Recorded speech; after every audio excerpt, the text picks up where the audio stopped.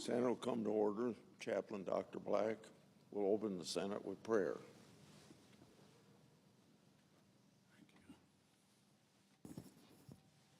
Let us pray. Great God, eternal Lord, long ago you gave us this land as a home for free people. Lord, show us that there is no law or liberty apart from you, and lead our lawmakers to serve you with faithfulness, integrity, and humility. Lord, use them to challenge the cruelty that divides and wounds humanity. May they be your instruments to draw people together in order to accomplish your purposes. Use these efforts to enable America to be a light to nations, leading the way to your promised kingdom. We pray in your awesome name. Amen. Would you please join me in the pledge? I pledge allegiance to the flag of the United States of America, and to the republic for which it stands, one nation under God, indivisible, with liberty and justice for all.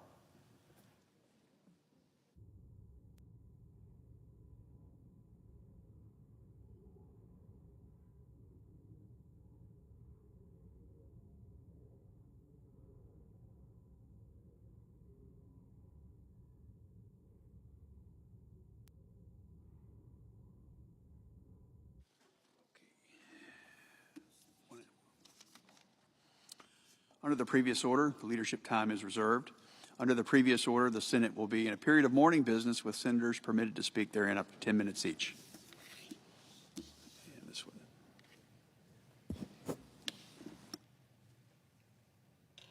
Mr. President, Senator from Iowa. 32 years ago today, I joined President Clinton, Governor of Iowa Terry Branstad, and members of the Iowa congressional delegation to tour a catastrophic flood damage in my home state. The Great Flood of 1993 ravaged 9 states in America's heartland. This reminds me of a poster we in the Midwest showed at that particular time, and I was hoping I could round it up and show again to the Senate. But it had a picture of the Great Lakes and the satellite, and then it had a picture of the flood areas of the Midwest. And the blue that shows up where the water is was almost as blue in the Midwest that was flooded, along with the same color of the Great Lakes. Flooded tributaries at this time of the 93 flood overtopped levees, devastating communities, businesses, and the livelihood connected to those businesses. More than 15 million acres of farmland were underwater. Barge traffic on the Mississippi and Missouri rivers stopped for 2 long months. 250,000 residents in Des Moines went without running water for 11 days. At least 54,000 people were evacuated. The 1993 flood amassed the largest financial loss from flooding in modern history. The second costliest flood swept the Midwest 15 years later in 2008. Of course, the loss of life is the most significant tragedy of any natural disaster. 50 precious lives were lost in the 1993 floods. Iowans know firsthand the anguish and despair caused by natural disasters. So, on behalf of my home state, we mourn the loss of life in Texas Hill Country from flash flooding along the Guadalupe River on July the 4th this year. As the road to recovery gets underway, Iowans stand with Texans. The grit and resilience we have in the Midwest runs just as deep in the state of Texas. I yield the floor and suggest the absence of a quorum. Clerk will call the roll. Ms. Osselbrooks.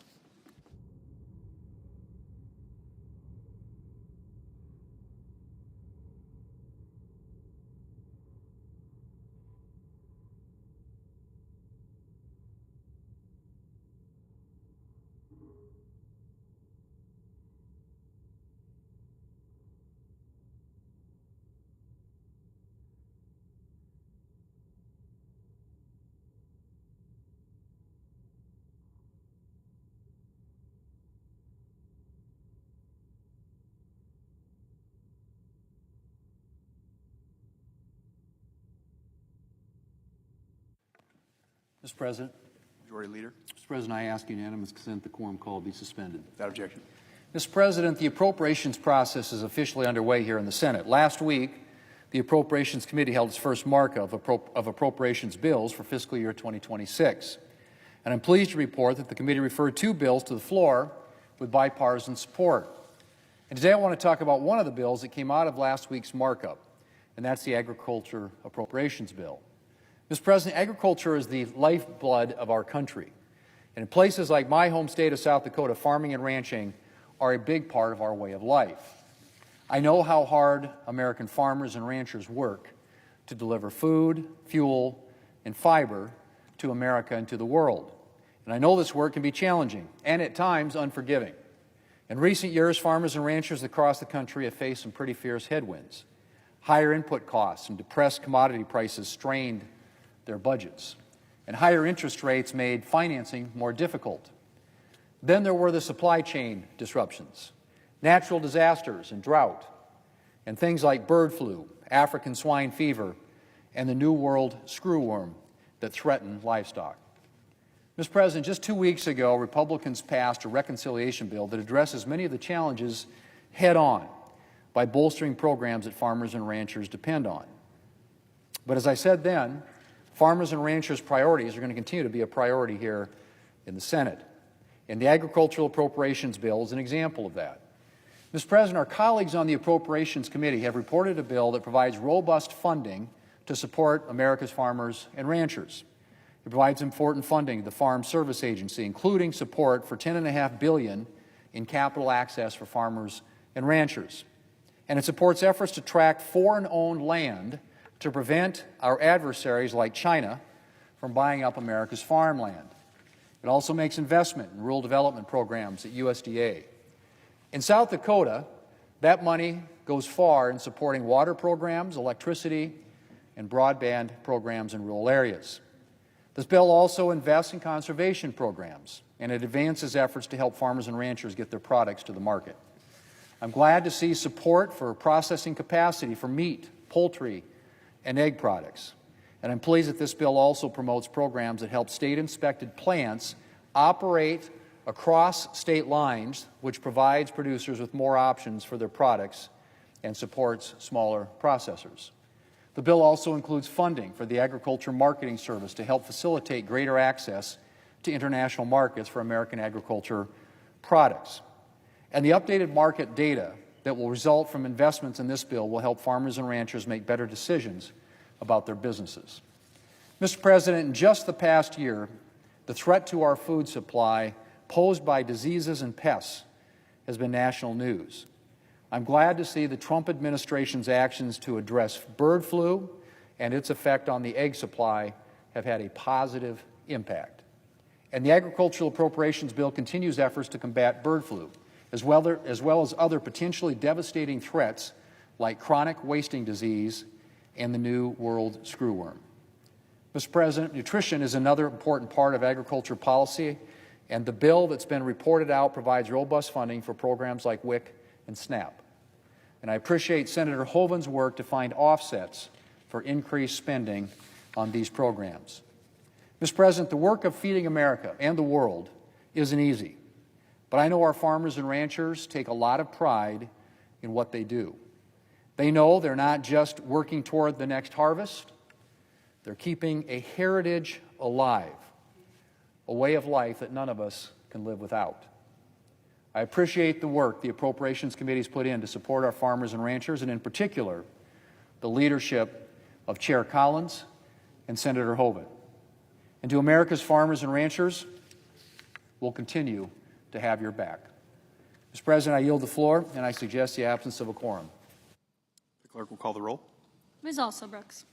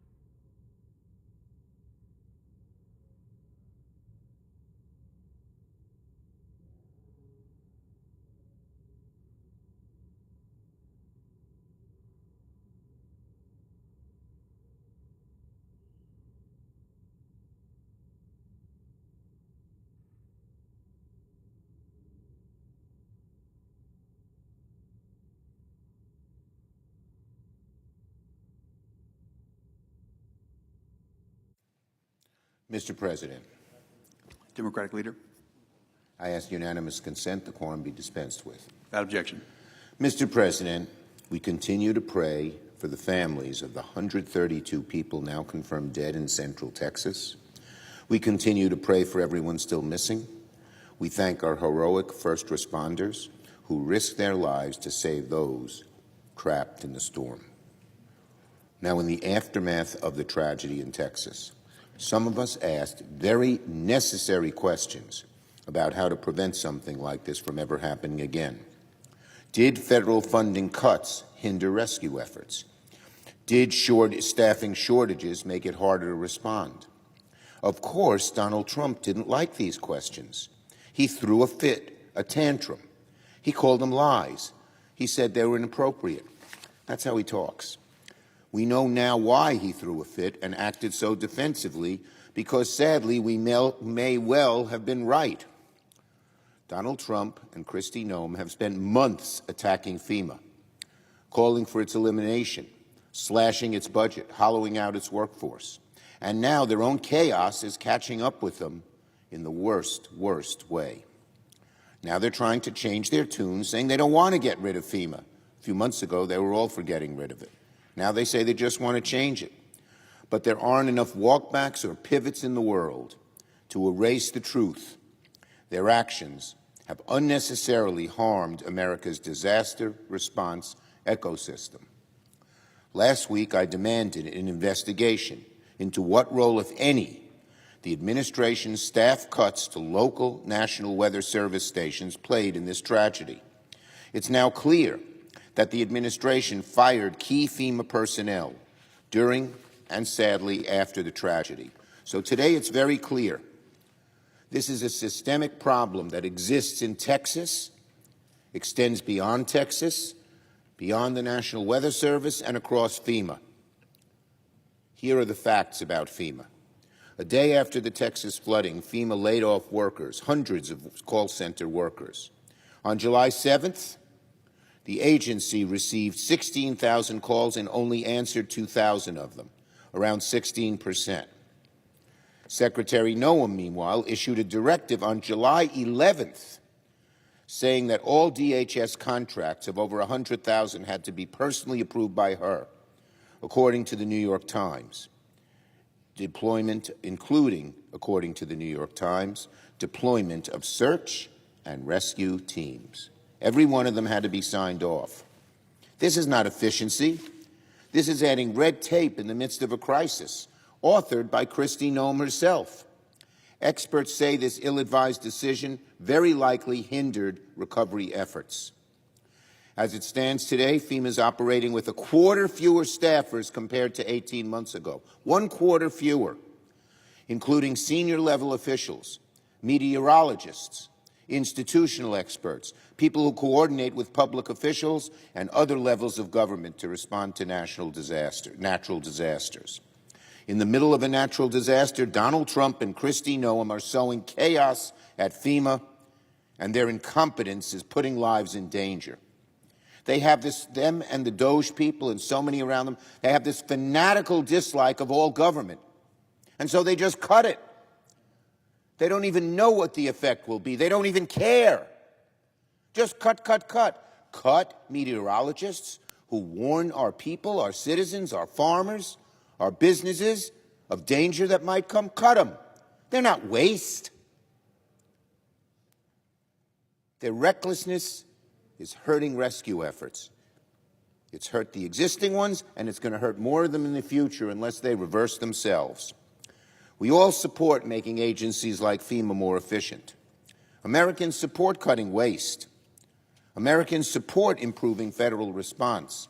But Americans sure as hell don't support Doge-like cuts to vital places that can often be the difference between life and death. American people do not support this kind of chaos, this chainsaw approach to FEMA, to the National Weather Service, and to government at large. What Donald Trump and Kristi Noem are doing is chaos, and it's going to lead, unfortunately, to even more people getting hurt when the next disaster arrives. Now on Republican cuts. This week, Senate Republicans are set to push through the Senate a bill that betrays rural communities, harms global health, weakens America's standing abroad, and worst of all, sets the stage for even more harmful cuts down the line.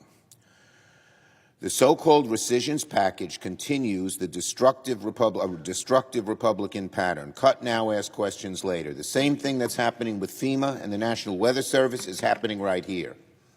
Again, use that chainsaw. Cut, cut, cut. Don't look at what you're cutting, what its effect will be, whether it's waste or whether it's sinew and bone. And then later say, oh, maybe we shouldn't have done that. And you know what, Mr. President? Our Republican senators, most of them, know this is wrong, but they're so afraid of Donald Trump. Yesterday, he threatened any of them who voted against the full rescissions package that we have before us would face his wrath. What is going on here? Does anyone stand up to these horrible, horrible cuts that hurt the American people? Republicans in real time are cutting health care. They're cutting education. They're cutting aid for our veterans. Veterans are not getting, they ask them, the veterans know they're not getting the health care they used to. And making things even worse, Donald Trump's tariffs are coming in at the worst possible time. And in a few short months, they're going to raise the cost of groceries. They're going to hurt small businesses and do untold damage to our economy. And now this package suffocates public broadcast. Well, did they even know when they said they wanted to cut it? You know, Donald Trump doesn't seem to like it. How much it helps our rural communities. It's the only place they can rely on for local news, for weather reports. That farmers across rural America depend on public broadcast to get weather reports because there's no other way. Did they know that it guts international aid that ensures America's national security? Did they even think of the consequences? Just because Donald Trump says he wants it cut and everyone knows he doesn't know the details of any of this stuff. The rescissions package is certainly troubling, but the pattern behind it is even worse. It sets the stage for even more party line, devastating cuts in the future to health care, to education, anything Republicans decide they don't like. All on a party line vote, all because of obeisance and fear of Donald Trump, not a conviction that he's doing the right thing. This is a dark omen moving forward. Our Republican friends say they fight for the middle class. They say they fight for working people. Then they turn around and take investments away from the middle class in rural America. I urge them not to proceed with this bill as written. Now on health care costs. Republicans' big ugly betrayal will devastate American health care this year, not many years down the line. Not a few years down the line. It's going to hurt now. There's a growing idea among Republican members of Congress and then the lobbyists who talk to the press all the time that hospitals don't need to worry about the big ugly bill because there's time to stave off or change the horrible Medicaid cuts Republicans passed and are now running away from. That's garbage. Donald Trump and Republican leaders forced their members to walk the plank and cut Medicaid to the bone. So now they're in damage control mode. They know how bad it is. They want to make their big, ugly bill seem less destructive and seem more palpable, when in reality it's quite literally a death sentence for rural hospitals and vulnerable Americans. And that death sentence for so many of them is not 2 years away, it's now. Here are the facts that show Republicans' big, ugly betrayal is having an impact right now, not later. At least 300 rural hospitals are at immediate risk of closing because of this bill. Already, not 2 years from now, this week, a few weeks after the bill passed. Hospitals in Iowa, Nebraska, North Carolina, and Maine have announced their closing or are in serious danger of closing. Not in 2027, not in 2028, now. Governors in at least 8 states, have called special sessions this summer, not in 2028, not in 2027. They've called special sessions this summer, or are pushing stopgap subsidies to shield doctors and hospitals from the immediate harm. States don't see the big ugly bill as a problem for years from now. To them, to the workers, and most of all to the people who get health care in a lot of these rural hospitals, it's a problem right now. And this fall, more problems. Not in 2028, folks. This fall, people will get notices that their insurance premiums for the Affordable Care Act will go up 75% on average because Republicans chose not to extend tax credits for the ACA. This will also impact people on private insurance. If you don't have ACA, Medicaid, Medicare, you're still going to get increases in your insurance. Everyone is affected by these cuts, just about everyone. Unless you're one of those billionaires who self-insures, you don't have to have insurance because you've got all the money in the world to pay any medical bill. That's not true of the vast majority of Americans. And what they're doing is just the start. Republicans have made it clear they want even deeper cuts to Medicaid. Many in the House Freedom Caucus, those right-wingers, have said they weren't satisfied with their big, ugly bill. So, who is to say that Donald Trump and Russell Vought won't use rescissions or another reconciliation bill to cut for health care even deeper? And what are our Republican colleagues going to do when the handful of right-wing Freedom Caucus people in this body and the other body say they demand cuts or they won't vote for any bill? Are they going to cave once again? Say, okay. Let me say it again. All this talk from Republicans that many of their own cuts won't materialize is utter nonsense. Hospitals are closing now. States are reacting now. Insurance companies are adjusting now. And the harm to the American people will happen now, not later. On judicial confirmation, the first judge confirmation. Later today, Senate Republicans will confirm Donald Trump's first judicial nominee of his second term, Whitney Hermandorfer, to be a circuit judge on the Sixth Circuit. We all know when it comes to judges, Donald Trump cares only about one thing: total, unyielding fealty to Donald Trump. Not experience, not judicial independence, not knowledge or desire to pursue the law, but brazen, uncomplicated fealty to Donald Trump. That's how he chooses judges. That's how the people under him choose judges. We've never seen this in America. It could have been a conservative like Ronald Reagan, someone like George Bush or H.W. Bush or Clinton or Obama. They all looked. They wanted they wanted someone to have some philosophical kinship with them. But they said, will they follow the law? Do they know the law? Not this administration. It's so different than all the others in a very bad way. Donald Trump doesn't care about the law or what the Constitution says. He says that himself. He only wants his foot soldiers in black robes defending him when he tries to do whatever he wants. Ms. Hermandorfer has failed to show that she can be an independent jurist committed to upholding the law. She has less than 10 years of legal experience. She has never served as the sole or chief counsel on a single case. She has made a career out of going after people's reproductive rights, transgender rights, and anti-discrimination policies. When nominees like Ms. Hermandorfer are the standard, our courts are weakened, the judiciary runs amok, the American people are worse off. I strongly, strongly oppose her nomination. And finally, a very good day. I just got in from Albany in New York State. It was a very good day for upstate New York. This morning I was up in Albany to make a very exciting announcement, years in the making. America's first ever National Semiconductor Technology Center is now officially open for business in Albany, New York, in upstate New York. Today is a day I've been dreaming about since the time I wrote the Chips and Science Law, and when I was writing the NSTC program into the bill. I'd always been thinking of Albany and of upstate New York. This center will be a leading hub for semiconductor innovation, not just in America, but for the whole world. This is a great message for all Americans, whether you live in Albany, New York State, or any other part of this great country. There's a bold, vital message that comes from Albany. The future of chips and the most advanced semiconductor chips is here in America, not overseas, not China. These chips are vital to so many parts of our lives, our phones and our computers and our cars and our national security, and even to the AI systems that are already changing the world. Albany Nanotech will specifically focus on what's called EUV, extreme ultraviolet lithography research.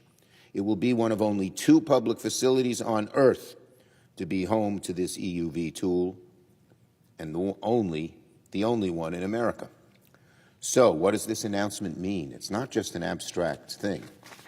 It means major chip companies from around the world will have the ability to collaborate in New York at R&D for new chips. It means startups and other innovators will have access into the most advanced machinery to experiment and discover new innovations in semiconducting. It will even mean more good-paying jobs, jobs, at Albany Nanotech and the local economy. We all worried that China would gain the lead on this chip production. Well, now we have the answer, and that is the Albany Nanotech Center, the #1 place in the United States and in the world for the new high-end research into semiconductor chips. At the end of the day, this announcement, which I've worked so long and hard for since 2017, at the end of the day, this announcement will help make chips and science a reality, boosting American innovation, creating American jobs, making the U.S. the world leader in chip making. I yield the floor and note the absence of a quorum. The clerk will call the roll. Ms. Also Brooks.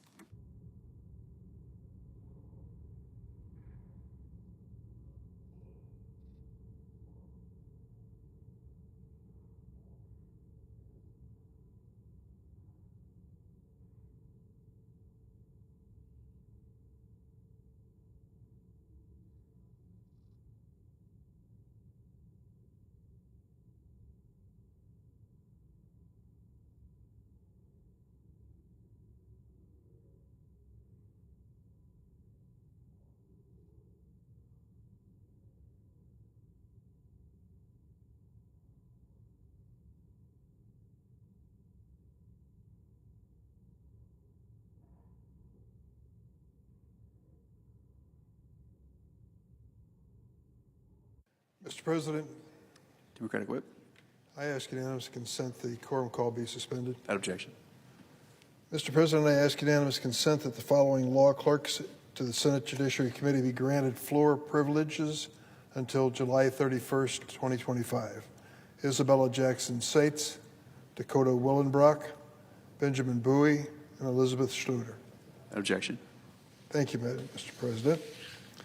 Mr. President, the Senate will soon vote on the nomination of Whitney Hermandorfer, President Trump's nominee to serve as judge on the U.S. Court of Appeals for the Sixth Circuit. In May, the President announced Ms. Hermandorfer was the very first judicial nominee of his second term, and now she is the President's first judicial nominee to come to the floor of the Senate. The President has been clear that his primary concern is not about his judicial nominee's experience, competence, or integrity. This President is not focused on temperament, independence, or respect for the rule of law. He's focused on a nominee's perceived loyalty to him and his agenda, and a willingness to rule in favor of him and his administration. When we consider the President's priorities and Ms. Hermandorfer's record, it's easy to understand why the President nominated her to serve on the Sixth Circuit. At the Office of Tennessee Attorney General, Ms. Hermandorfer leads the Strategic Litigation Unit. Why is that significant? She's not just defending state laws in Tennessee. She's turned the Attorney General's office into an advocacy arm for the Trump agenda. She's argued in support of President Trump's unconstitutional executive order that purports to end birthright citizenship. This executive order has been blocked by every judge who's considered it. One judge, appointed by President Ronald Reagan, I might add, said, and I quote, "I've been on the bench for over 4 decades. I can't remember another case where the question presented was as clear as this one. This is a blatantly unconstitutional order. End of quote. And yet Ms. Hermandorfer signed amicus briefs in support of that and supported the president's unlawful efforts to fire inspectors general and heads of independent agencies. Her record makes it clear that if confirmed, she will continue to enable rather than check an administration that has repeatedly exceeded its authority. Ms. Hermandorfer also refuses to acknowledge that President Trump lost the 2020 election. Let me repeat that. This nominee, who seeks a lifetime appointment to the federal bench, when asked the basic question as to whether Donald Trump won or lost the 2020 election, gave the stock answer. She refuses to acknowledge that Donald Trump lost. In response to this simple question, did President Trump lose the 2020 election? All she could say was, quote, President Biden was certified as the winner of the 2020 presidential election and served as the 46th president of the United States, end of quote. This is the standard response from this administration's nominees seeking positions on the federal bench. It is an embarrassing genuflection before the big lie. The question of who won the 2020 election is not a matter of political opinion. It's a matter of historical fact. The overwhelming majority of my Republican colleagues have correctly recognized that reality, and we have a right to expect nominees to acknowledge such historic realities as well. Both President Trump's nominees, including Ms. Hermandorfer, have been afraid to admit he lost the 2020 election. Why are they afraid of it? It's a fact. They're afraid because it'll make him angry. He may dump their nominations because of the answer to that question. The fact that she's willing to condone President Trump's false claims further demonstrates a level of partisanship and deference to this president that is unacceptable for someone seeking a lifetime position on the federal bench. And just in case her political leanings aren't clear enough from her record, Ms. Hermandorfer also has strong ties to a range of right-wing organizations. They include the fabled Federalist Society and the Tenio Network. Tenio Network is a new conservative group funded by Leonard Leo and his affiliated organizations. You may have heard the name Leonard Leo recently when President Trump called Mr. Leo a sleazebag, and I quote. Membership in such organizations has been a litmus test for years for Republican nominees. It's the secret handshake, my friends. If you belong to the Federalist Society or now this Tenio Network, you're in. It means that a nominee will use the Republican playbook for deciding important federal cases. How does it work? You claim to be neutral, but in fact you contort history and overturn precedents to reach the Republican preferred outcome. Ms. Hermandorfer has followed this playbook to a T in the Tennessee Attorney General's office. She's opposed LGBTQ rights and reproductive rights, as well as environmental and anti-discrimination policies that protect the most vulnerable in America. I believe we need judges on the bench who will follow the law and the Constitution, not politicians in robes who rule in favor of the president and wealthy special interests. Finally, I'd like to note that Ms. Hermandorfer's academic record, though impressive, and her legal record, though extreme, is short. She graduated from law school in 2015, has fewer than 10 years legal experience, and outside of her clerkships, she's only practiced law for 6 years, and she's seeking a lifetime appointment to a circuit court, one of the highest in the land. She's never served as sole or chief counsel in any case, tried to verdict, judgment, or final decision. That is a shocking lack of experience for someone nominated for a lifetime position. She'll be watching trials for the first time as a judge. Unfortunately, this kind of experience is common among President Trump's judicial nominees. Make no mistake, experience is still important. Robust litigation experience ensures that judicial nominees will be equipped to fulfill their duties. As an appellate judge, she's going to be standing in judgment of many trial courts. She has limited experience in that field. Ms. Hermandorfer is the first judicial nominee we've considered this Congress. She won't be the last.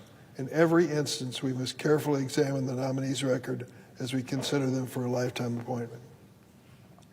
After carefully reviewing her record, I have serious concerns. I think my colleagues, if they look at her honestly, will as well. I urge them to join me in opposing her nomination. And now, Madam President, I ask the following statement be placed in a separate part in the record. Without objection. Thank you. Madam President, I remember 9/11 very well. I was in this building, a meeting with Senator Daschle just down the hall, and we heard news that a plane had struck a building in New York. By the time I made it to the meeting, it turned out there was a second plane that had done the same. 9/11 was clearly no accident. It was a terrorist act. As a result of that terrorist act, we made decisions as a nation on a bipartisan basis. One of the most bipartisan decisions we made was what to do with those who were responsible, Osama bin Laden and others. There was no doubt in my mind that we had to answer what they did with force. No doubt whatsoever. I'm not inclined to that conclusion on an ordinary basis, but I saw no other alternative but to send the world a message that no one could kill so many innocent Americans and not be held personally responsible. So there was a vote on the floor not for the invasion of Iraq, but for the invasion of Afghanistan to go after the terrorists, Osama bin Laden and his terrorist group. I voted for it. Every senator, both political parties, voted for it. The same thing was true in the House with only one exception. It was a decision we made to get involved in Afghanistan, and as reluctant as I was to see us get into war, I felt we had no choice whatsoever than to make that clear. And so we went and engaged in that battle for one of the longest wars in our history. Eventually, under President Obama, we found Osama bin Laden and removed him from this earth, and many of his followers as well. But we paid a price as well. The men and women of the United States stood behind Congress's decision, enlisted in our services, and risked their lives in combat in Afghanistan. It was a terrible assignment, but they did it honorably and they did it effectively. One of the keys to their success in eliminating Osama bin Laden and many of his followers was the support of some Afghan people who risked their own lives to step up and help American soldiers. Day in and day out, these men and women joined our forces trying to put an end to the terrorism we knew of 9/11. Some of those, at the end of the conflict, some of those Afghans who risked their lives to help American soldiers came to the United States. And they were given what is known as temporary protected status. Temporary protected status, meaning they could stay in this country until the dangers in their home country had abated.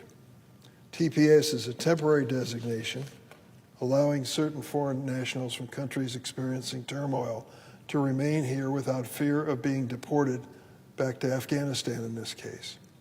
TPS was first designated for Afghans under the Biden administration in 2022, after we withdrew from Afghanistan, marking the end of America's longest war. For over 2 decades, tens of thousands of Afghan civilians worked alongside our military and diplomats. Make no mistake, they were risking their lives to help us and to face the possibility of retribution in their own country. I saw firsthand during our visit to Afghanistan some years ago just how these Afghans were making that courageous sacrifice. And the lives of their families, of course, were also in danger because of it. In return, we promised to the Afghans who risked their lives to help our troops that we would keep them safe from retaliation. And we opened our arms to welcome others similarly fleeing brutal conditions under the Taliban. In fact, Afghanistan today also faces the horrors of an administration which has not delivered for their people.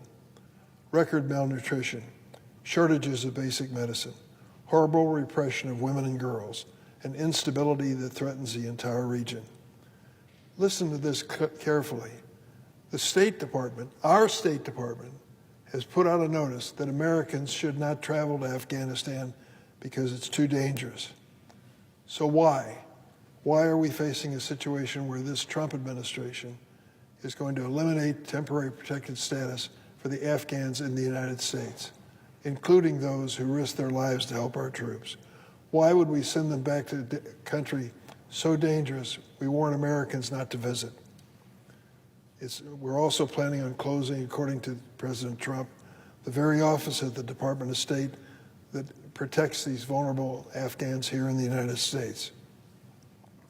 Now, with the lifting of this TPS designation, these Afghans already legally in the United States, including some who risk their lives to help us, may face detention and deportation, returning to the horrific conditions in their homeland. I urge the President in the strongest terms to reconsider this.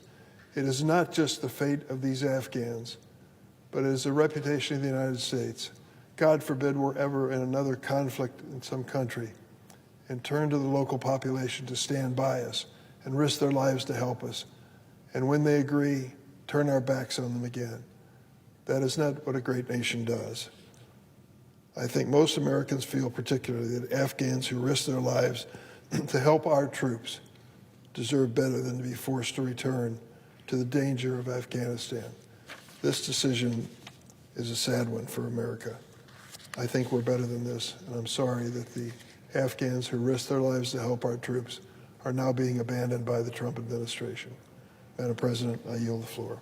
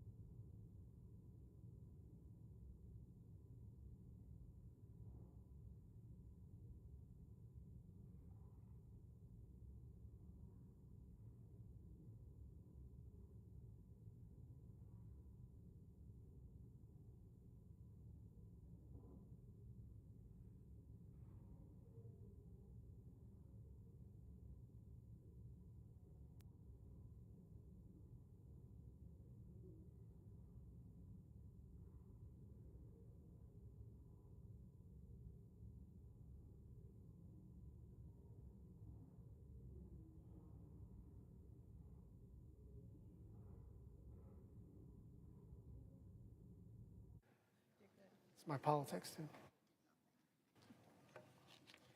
Madam President. The senator from Hawaii. Thank you, Madam President. 2 weeks ago, Republicans passed one of the most unpopular bills in the history of the country. One of the most unpopular bills in the history of the country. And now that it's law, we don't have to imagine anymore what might happen. We know for sure what's going to happen to tens of millions of people all across the country. I want to focus on 5 things that are going to happen. 5 things that are going to happen because we no longer have to talk about a House version and a Senate version or what the president says he wants or what someone says they're going to, if I don't get this, I'm going to vote no. Now we have a law. We have public law, federal law. First thing that's going to happen, 17 million Americans, including 9 million people on Medicaid, will lose health care coverage in about 18 months' time. To keep their coverage, people will have to complete hours and hours of paperwork just to prove that they're working. That's in spite of the fact that the number of non-disabled adults on Medicaid who don't work is very low, about 8%. So how do these work requirements actually function? Well, in Arkansas, which is one of the 2 states that tried this and then pulled it back because it was a failure, the reporting portal was only open during the day and closed between the hours of 9 p.m. to 7 a.m. So let's say you work long hours as a truck driver. If you're trying to log on at night to fill out your forms, you are out of luck. Or let's say something unfortunate happens to you. Let's say you get in a car accident or have a bad case of the flu. Maybe you're not hospitalized, but you are incapacitated, at least temporarily. If you miss the reporting window, you might lose the coverage. And what's preposterous about these Medicaid work requirements is in order to establish that you're either working or seeking work, you have to fill out a form. If you get sick and are bedridden and can't fill out the form, they say, don't worry, there's an exception for a situation like that. Guess how you apply for the exception? By filling out another form. There are only a couple of million people on Medicaid who even fit the description of someone who's non-disabled and on Medicaid, and yet the actual official projections, which is to say the way they save the money is they're projecting many, many millions of people are going to get kicked off of Medicaid even though they're eligible. And I know I'm a Democrat and I wanted this bill to fail, and I want to tell you why this is a failure of a bill, but that's literally in their projections. Without those projections, they don't have enough revenue for the biggest tax cuts for the wealthiest people in the history of the planet. Number two, hundreds of rural hospitals and nursing homes will close without enough funding to continue operating. More people are going to get sick because of this law, but we're going to have fewer hospitals and doctors to take care of them. Why? Because Medicaid is a big revenue stream for really all hospitals, but especially rural hospitals. It can be up to about half of what they call the payer mix. What is a payer mix? It's just, you might get paid by private insurance 30%, you might get paid by Medicaid 45%, you might have a little VA, you might have a little private pay, adds up to 100%. So as you look at your revenue picture, 40, 50, sometimes even more % of that money comes from Medicaid. If there's a huge $1 trillion nationwide reduction in Medicaid money, that money is reduced money for rural hospitals. And rural hospitals will definitely close. Not all of them, but many of them. So even if you're not on Medicaid,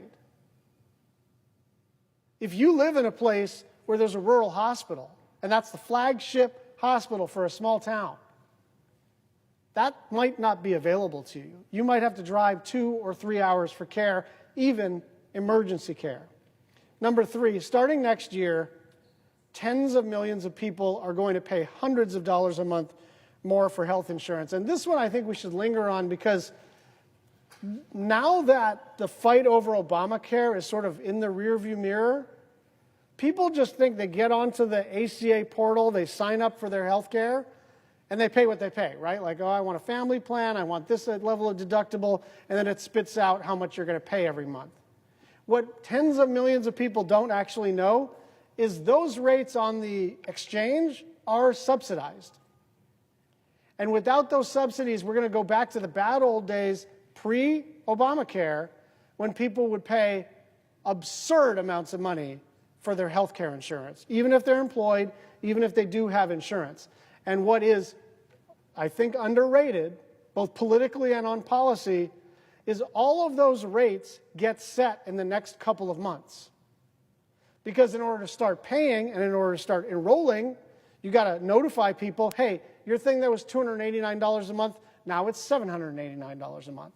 And so sometime in the fall, it depends on the state, October, November, some people in December are going to get a letter saying, if you want to stay on the same healthcare plan, here's your new price. And those new prices are going to be astronomical. Now, we do have a disagreement between the parties. I think there are a lot of people who just don't like public subsidy of healthcare insurance premiums. I'm sure the presiding officer has her reservations about that kind of thing. It is about the size and the scope of government, but there is a factual aspect to this, which is whatever one's governing philosophy is, whatever one thought about the Affordable Care Act, the plain fact of the matter is people are going to get letters from their insurance carriers with astronomical increases that they will not be able to pay. Number four, 5 million people are either going to lose some or all of their nutritional assistance starting next year.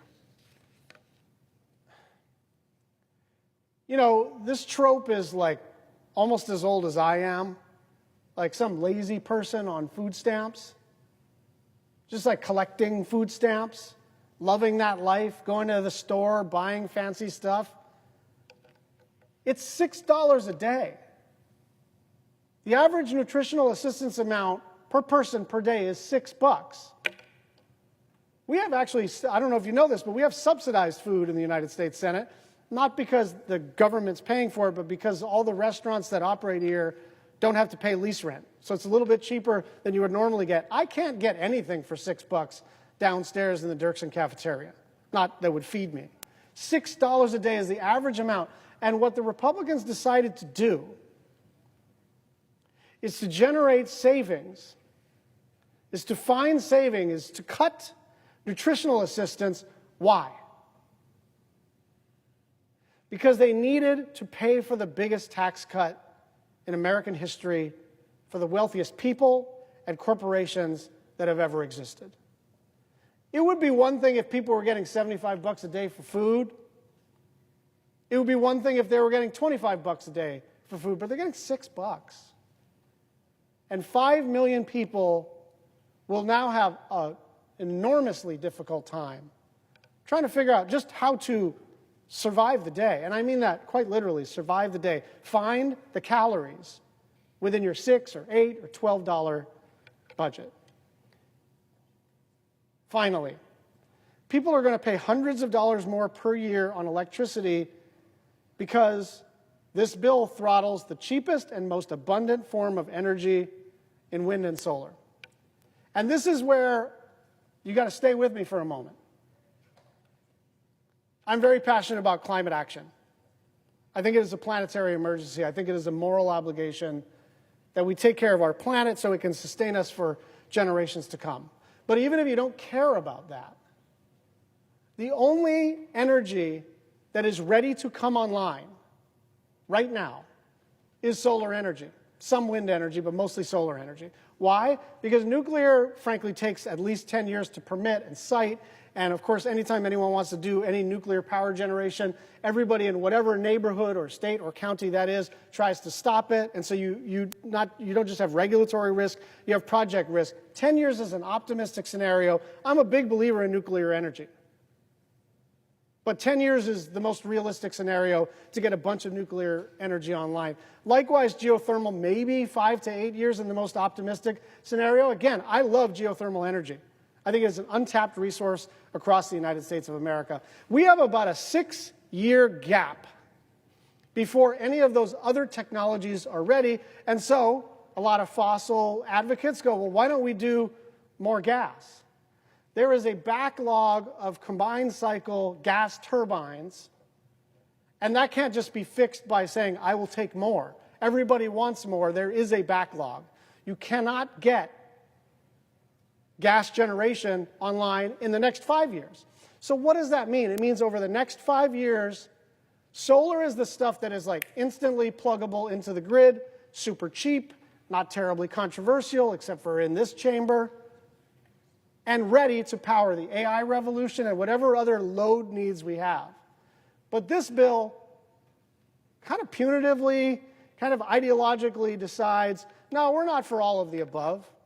You know that thing we said about whatever's cheap and plentiful and available every time we were trying to prevent clean energy from coming on the grid? Remember that thing we used to say? Now, really what we meant is we quite hate solar energy particularly. We hate solar energy. Again, I think that's preposterous from a planetary standpoint, but even if there were no planetary crisis, this is the energy that is available to us, and we are about to face energy shortages. The reason, for instance, Texas, of all places, has not had blackouts and brownouts is because solar can absorb when the sun is high and it is 108 degrees and everybody's pumping their air conditioner. That also happens to be the point in time, the point of the day, when all the solar farms are running at full capacity and they can power the grid. And so solar energy isn't something from 17 years ago where you say, you know, sometimes the sun's shining and sometimes it's not, and it's intermittent, and the batteries aren't there. All of that is in the rearview mirror. All the technical issues, not all of them, 90% of the technical issues related to solar energy have been resolved. And that's the scariest thing for the fossil energy people. You know why? Because they can't argue that this isn't economically smarter.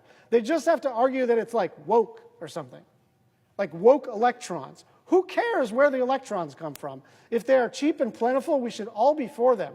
And so this bill is going to create shortages, which will drive up prices and in some places reduce power quality. What does power quality mean? It means we're going to have blackouts and brownouts across the country. So to do any of these things in a bill would be bad, but to do all of it, in order to pay for the biggest wealth transfer from the poor to the rich in history is morally and economically bankrupt. Nobody asked for any of this. Trump voters were not demanding any of this. Nobody was asking to lose their health care or not be able to feed their kids or pay more to keep the lights on at home. But they raced to do it anyway, knowing full well how devastating it would be for the country and for their own home states. One final point. We are not going to stop talking about this. We are going to talk about this until it is repealed. We're going to talk about this when the rates go up for your electricity. We're going to talk about this when kids are thrown off their nutritional assistance. We're going to talk about this when rural hospitals close. We are going to talk about this when your insurance coverage rates go up. We are not going to stop talking about this because this document, which was enacted into law, is a perfect encapsulation of the difference between the political parties. My party is flawed, obviously. My party is flawed. But I've never seen my party propose a bill that transferred so much money from the poor to the rich. And I've never seen my party propose a bill that raises the price of electricity, that raises the price of food, and raises the price of health care. And so we're going to talk about this today, tomorrow, for the next 18 months, and until this thing is repealed from the federal law books. I yield the floor.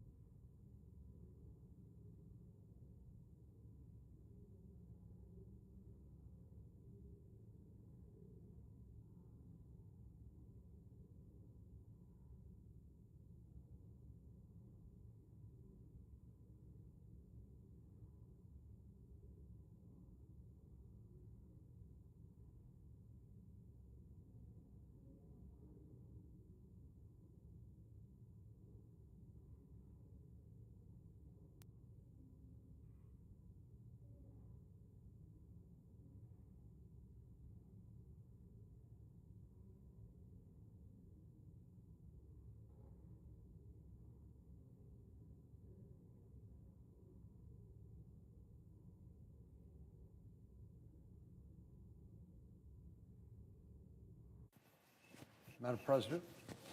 The senator from Texas. Madam President, are we in a quorum call? We are not.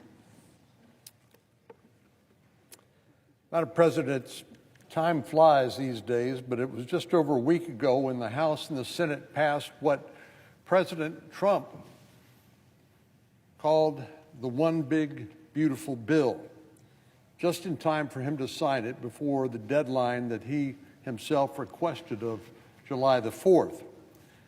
Well, this comes after naysayers in the media said it couldn't be done. Simply that the Speaker didn't have the votes with the razor-thin margins, and that here in the Senate that we would not be able to get the majority vote we needed to pass this bill into law. But we did. Well, to all those detractors and Debbie Downers who it looked like all of this pessimism was completely unwarranted. But now the Republicans have proved their critics wrong by accomplishing what they insisted had to be done in order to avoid a tax increase on millions of Americans. Our colleagues across the aisle do what they do best, and that is criticize what we have done, which they themselves were unwilling to do. But having offered no positive alternative, all they can do is what they have learned to do, which is to oppose each and everything that President Trump and Republicans propose. Ever since the Big Beautiful Bill was signed into law, and even when lawmakers were working hard to make it over the finish line, our Democratic colleagues say that they found political gold in this bill, and this will be the pathway for them to win back the majority in the House of Representatives in 2026. And of course, the mainstream media have parroted their party line, claiming that this bill will end up being unpopular. Well, they've done everything from describing this as not the big beautiful bill to the big ugly bill, and claim that somehow it benefits only a fraction of the American people at the top 1%, and accusing us of fiscal irresponsibility, while they claim that somehow the most vulnerable among us have become even more vulnerable. Madam President, none of these accusations are true. Of course, again, our Democratic colleagues could have worked with us to pass a bipartisan piece of legislation, but chose not to do so.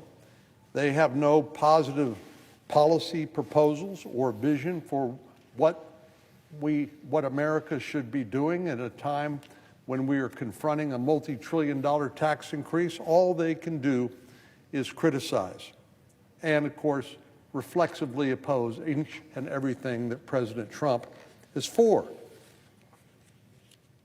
But I think it's important to point out what we were able to accomplish in this bill and why it was so important that we were successful. This legislation prevents hardworking taxpayers from facing the largest tax hike in American history. After 4 years of the Biden administration, we saw 40-year high inflation. The cost of everything has gone up because of massive overspending during the 4 years of the Biden-Harris administration. Taxpayers have already sustained a cut in their standard of living through this hidden tax called inflation. So the last thing they needed or they deserved was a massive tax increase on top of this 40-year high inflation, where everything on average is, let's say, an estimate of is 20% more expensive than it was before the Biden administration.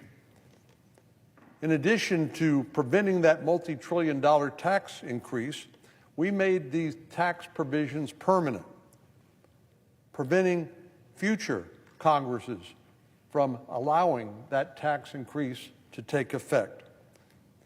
We also provided additional benefits to working parents by making sure that their child tax credit wasn't cut in half.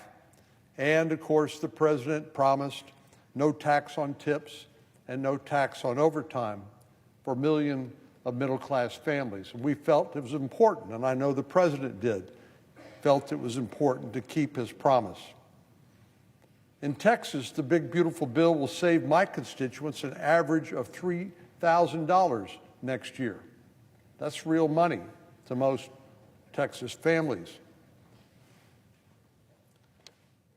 The other allegation by Democrats is that somehow this bill was not fiscally responsible. Well, we are $36 trillion plus in debt. But again, here's another example of where our Democratic colleagues have nothing to say about how we address these problems, other than let's raise taxes on the American people. And according to the Wall Street Journal, about 62% of taxpayers would see their taxes go up if Democrats had their way and the temporary tax provisions in the Tax Cuts and Jobs Act had expired. But it is important for us to begin to chip away at that national debt. I've said time and time again, we are spending more money on interest on the national debt than we are on defense, which is an unsustainable trajectory in a very dangerous world.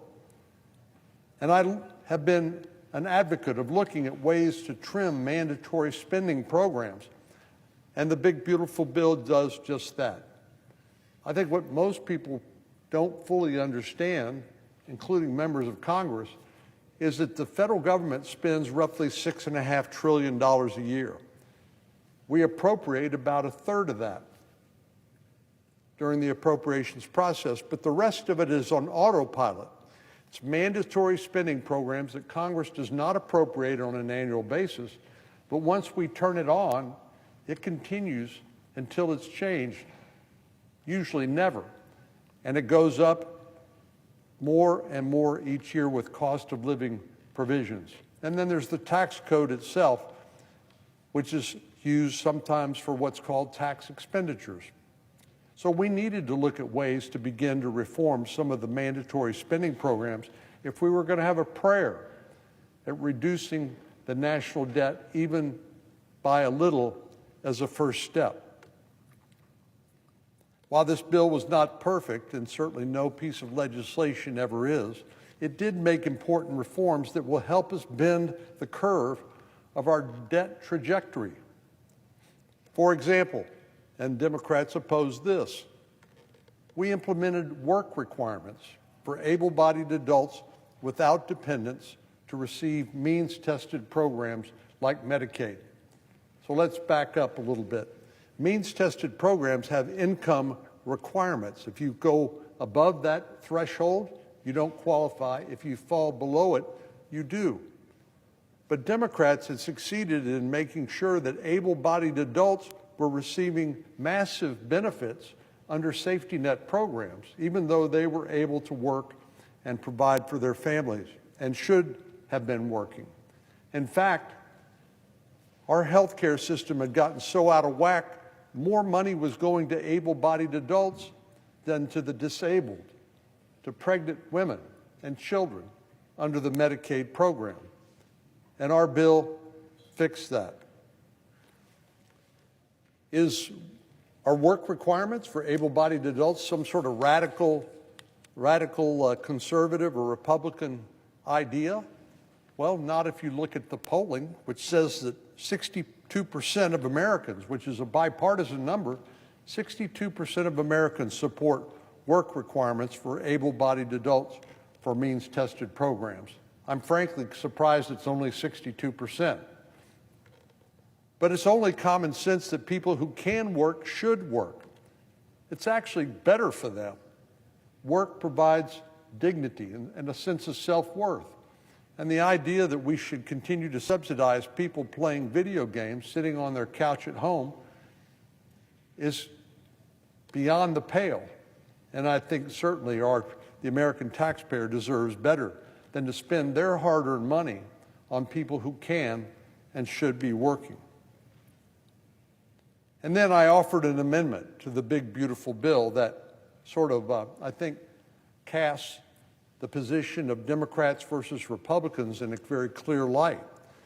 My amendment would have penalized states from giving Medicaid benefits to illegal immigrants who were charged or convicted of serious crimes like murder, human trafficking, child abuse, or child pornography. 43 Democrats voted against that. Turning it the other way around, that means 43 Democrats were for providing government benefits to illegal immigrants who were charged or convicted of very serious crimes. You really can't make this stuff up. It's stranger than fiction. Our colleagues across the aisle showed their true colors by voting for taxpayers to continue paying for government handout to folks who shouldn't even be in this country in the first place, but for the open border policies of the Biden administration. One accusation I find particularly ironic from our friends across the aisle has been this idea that we have somehow added red tape to Medicaid by requiring recipients to verify their eligibility for the program 2 times a year. Well, people come in and out of the Medicaid program based on that means testing, based on their earnings threshold. So checking periodically to make sure that people still qualify strikes me as making good sense. But when Republicans talk about cutting red tape, we're talking about ways we can get government out of the way of our small businesses, our entrepreneurs, so that our economy can grow and so that people can create wealth for themselves and their families and their benefits and their beneficiaries. We're talking about reducing the government's footprint so that the magic of American innovation can take place unstifled by unnecessary regulations. This bill will allow America to return to being the land of opportunity where hardworking men and women who have a dream for a better life can build a business to support themselves and their families and have something to pass on to the next generation. At the same time, to provide jobs for people who want to work and provide for their families. So eligibility verification for those receiving means-tested government benefits is not simply red tape. It's a perfectly reasonable requirement when somebody is receiving a government benefit to prove that you actually are eligible according to the law. This will also help us safeguard our safety net for those who are truly among the most vulnerable and to root out waste, fraud, and abuse. There's no evidence that anything that the bill did or will do will reduce things like the National Oceanic and Atmospheric Administration weather forecasting. Yet we hear Democrats claiming that somehow this bill was responsible for things like the terrible flooding that occurred in Texas on July the 4th. There's simply no evidence of that, yet that doesn't stop them and some of the press from parroting these false claims that some of the provisions of the bill, which were just signed on July the 4th, somehow had that effect. No, our Democratic colleagues are simply unreconciled to the fact that last November, voters gave Republicans a mandate. President Trump won the electoral vote, the popular vote, and every single swing state. And Republicans won the majorities in both houses, in the Senate and in the House of Representatives. And passing the big, beautiful bill was an important step in keeping our promises to the American people and advancing President Trump's legislative agenda. But there's more. In addition to extending President Trump's tax cuts, a critical part of his campaign was to restore security to the U.S.-Mexico border and to end the rampage of criminal activity that went unchecked during the Biden administration. So in addition to spending reforms and tax cuts, the big, beautiful bill made good on his promise and my promise and the promise of many of us to take steps to secure our southern border and to protect and to support, once again, law enforcement rather than to leave make it impossible for them to do their job. In Texas, Governor Abbott and the state spent billions of dollars in something called Operation Lone Star, which is a fill-the-gap program that the state implemented because the Biden administration refused to secure the border, which is a federal government responsibility. And the federal government should have funded that effort, but did not. The big, beautiful bill includes provisions to reimburse states like Texas for their efforts to do the federal government's job, but one that the federal government simply refused to do under the Biden-Harris administration. I think reimbursement of that funding is only fair, and I'm glad the Senate and the House have now made that a provision of this legislation. This legislation will also fulfill President Trump's pledge to make our cities and streets safe again through provisions that bolster our nation's border security and law enforcement efforts.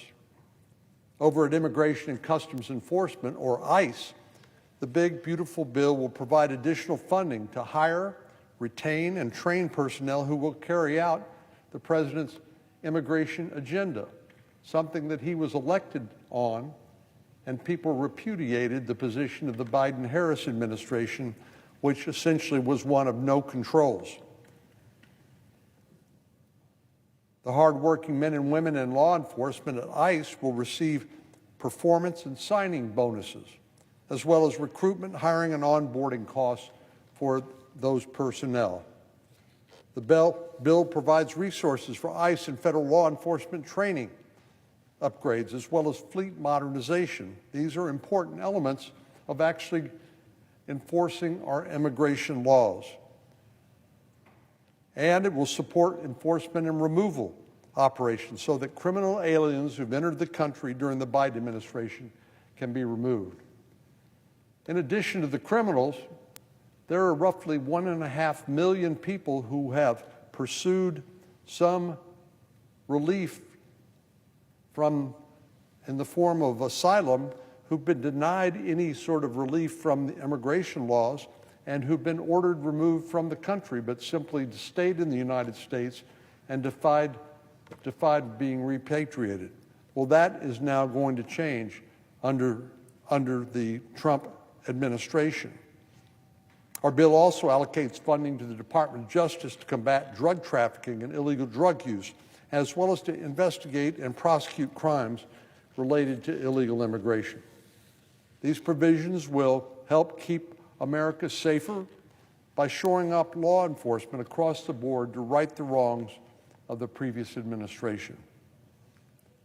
During the last 4 years, Texas, because of our 1,200-mile common border with Mexico, has particularly suffered under President Biden and DHS Secretary Mayorkas's reckless open border policies.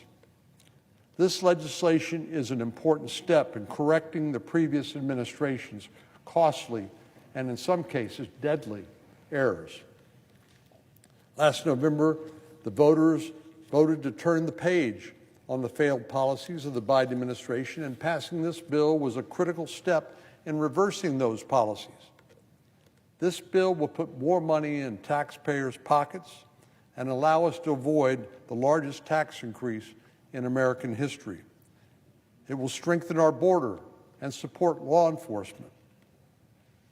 I was disheartened, disappointed, but not surprised, frankly, that our Democratic colleagues voted to block the bill, preferring instead, I assume, since they offered no viable alternative, to foist that large tax increase on the American people, which would have amounted to a $2.6 trillion tax hike on households earning less than $400,000 a year. I'm glad they did not prevail, and I'm sure those taxpayers agree. And next April, when tax season rolls around, I'm confident taxpayers will agree and will be thanking the grand old party for this one big, beautiful bill. Madam President, I have a unanimous consent request that the following law clerks in Senator Capito's office be granted floor privileges until July 16, 2025, Hannah Bedard and George Minning. Without objection. I yield the floor. The senator from Iowa. On July the 13th, 2024, an assassin nearly killed President Trump. The gunman injured him and 2 rally participants and killed Corey Comatera. We keep him, his family in our prayers, as well as everyone affected that day. Today, 1 year and 1 day later, I come to the floor to provide an update on my ongoing oversight of that attempted assassination. The day of the shooting, I launched an investigation focused on gathering and releasing information to the public. I didn't want the public to be kept in the dark. Public transparency stops conspiracy theories. 60 years after JFK's assassination, we still have questions being asked. Unfortunately, there are still aspects to that shooting where the government hasn't been transparent. The Biden administration stonewalled my oversight requests. I strongly urge the new administration to let all the facts breathe, unlike the last administration. The day of the shooting, my oversight unit quickly got to work. They talked to patriotic whistleblowers. They informed dozens of witnesses and interviewed them, including local law enforcement officials, rally goers, and local businesses. My staff obtained and reviewed weeks' worth of security footage, text messages, pictures, law enforcement briefing materials, after-action reports, and still other records. They also obtained police body camera footage that provided the first video of what happened in the aftermath of that shooting. I made it all public.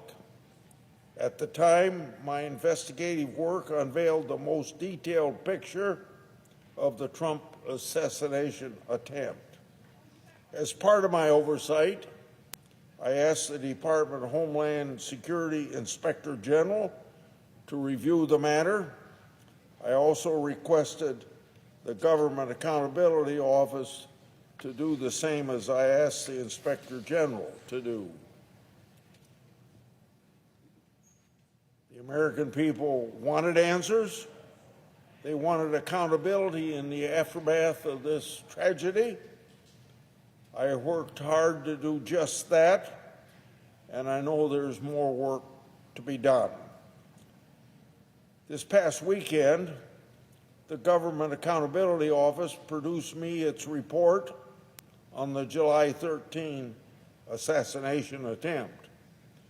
The Government Accountability Office report starts by stating, quote, "The U.S. Secret Service failed to implement security measures that could have prevented the assassination attempt on then former President Donald J. Trump during a July 13, 2024 campaign rally," end quote. According to the report, prior to the July 13th rally, Secret Service received information from the intelligence community about a threat against President Trump's life.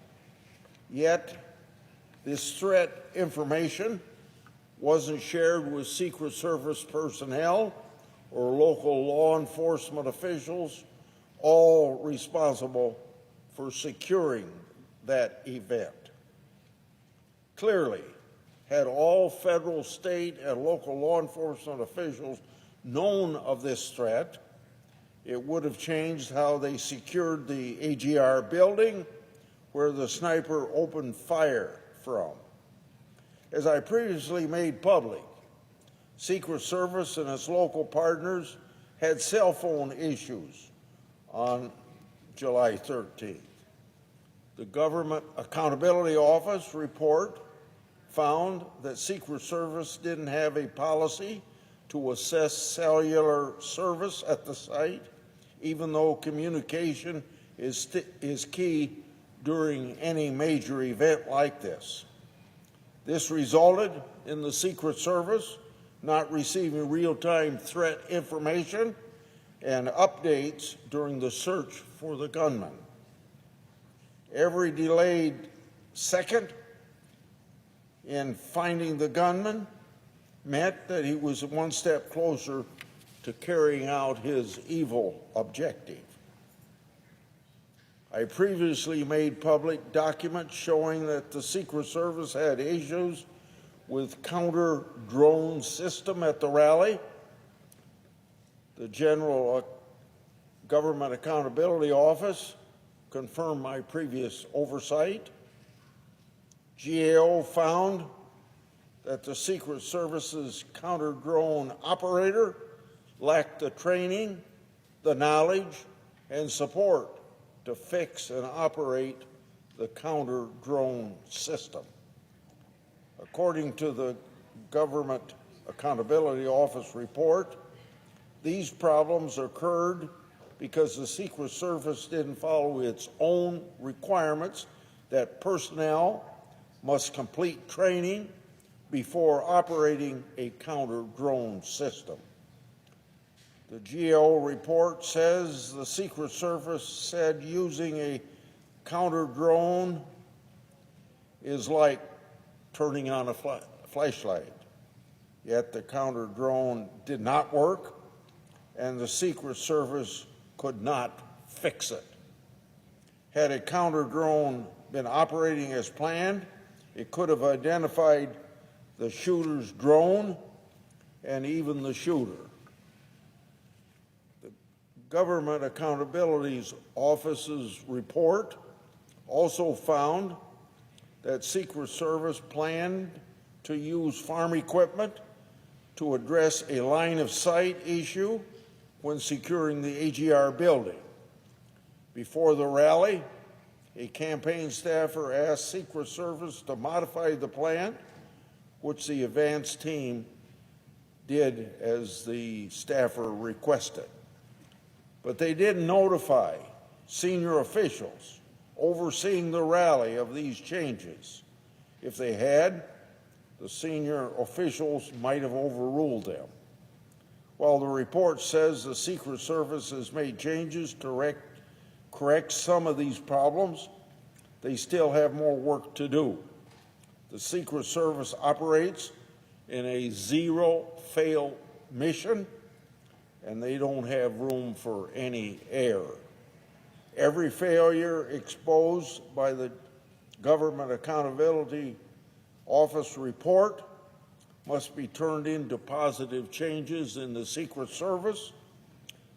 I want my colleagues to know that I'll be riding herd on them until I'm satisfied the job is done. I want to close out by thanking the law enforcement officers serving on the front lines, including the Secret Service, Capitol Police, their law enforcement partners, and of course their families, all working hard and sacrificing to keep the public and the government safe.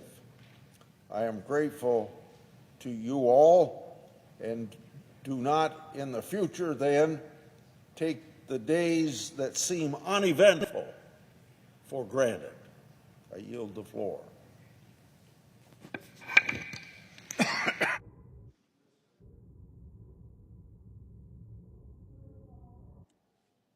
Ms. Alsobrooks.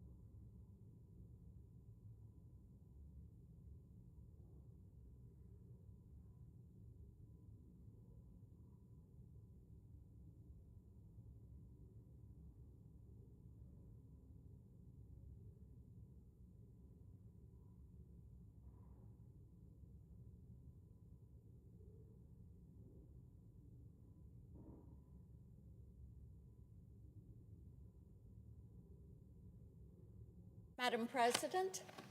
The senator from Tennessee.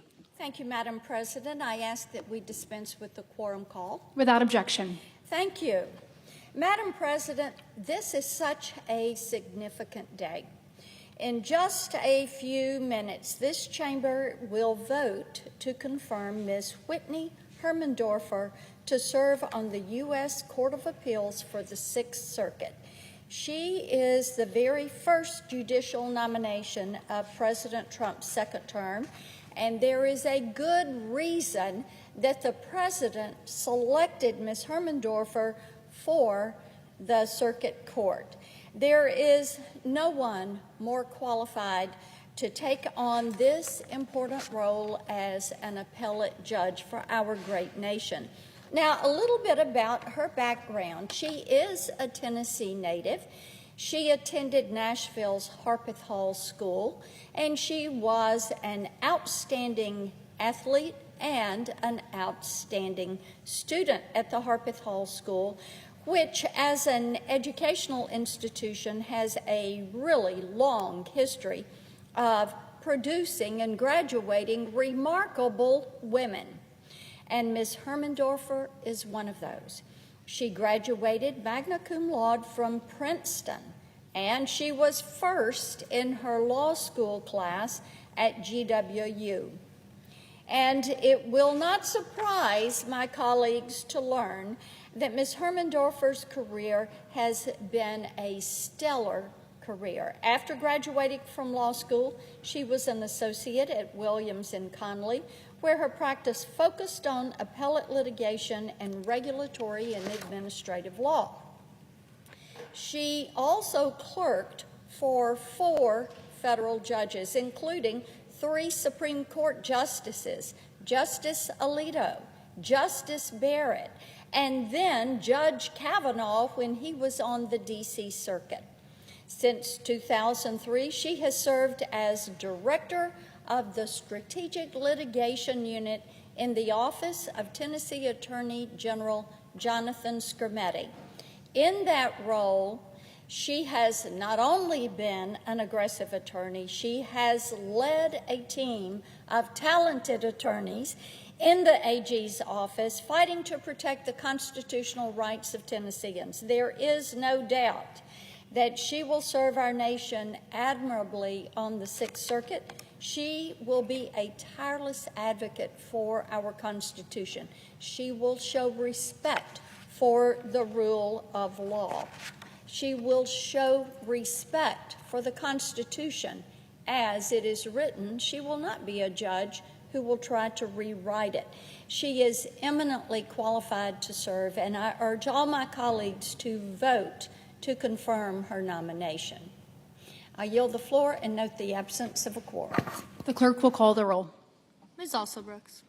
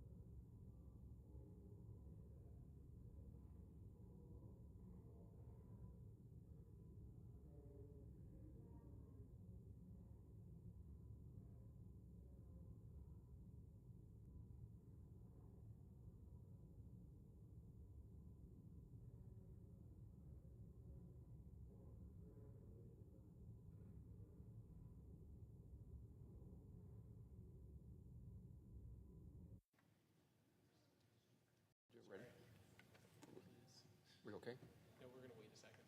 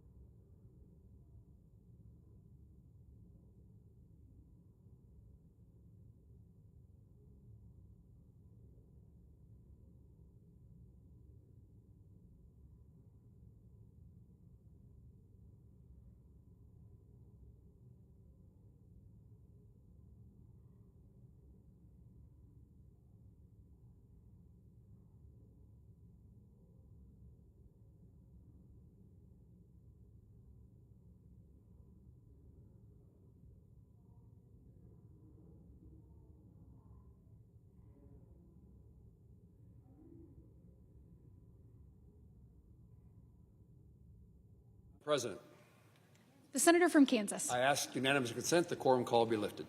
Without objection. Under the previous order, the Senate will proceed to executive session and resume consideration of the following nomination, which the clerk will report. Nomination, the judiciary, Whitney D. Hermandorfer of Tennessee to be United States Circuit Judge for the Sixth Circuit. The question occurs on the nomination. Is there a sufficient second? There appears to be. The clerk will call the roll. Ms. Alsobrooks, Ms. Baldwin, Mr. Banks, Mr. Barrasso, Mr. Bennett, Mrs. Blackburn, Mr. Blumenthal, Ms. Blunt Rochester, Mr. Booker, Mr. Bozeman, Mrs. Britt. Aye.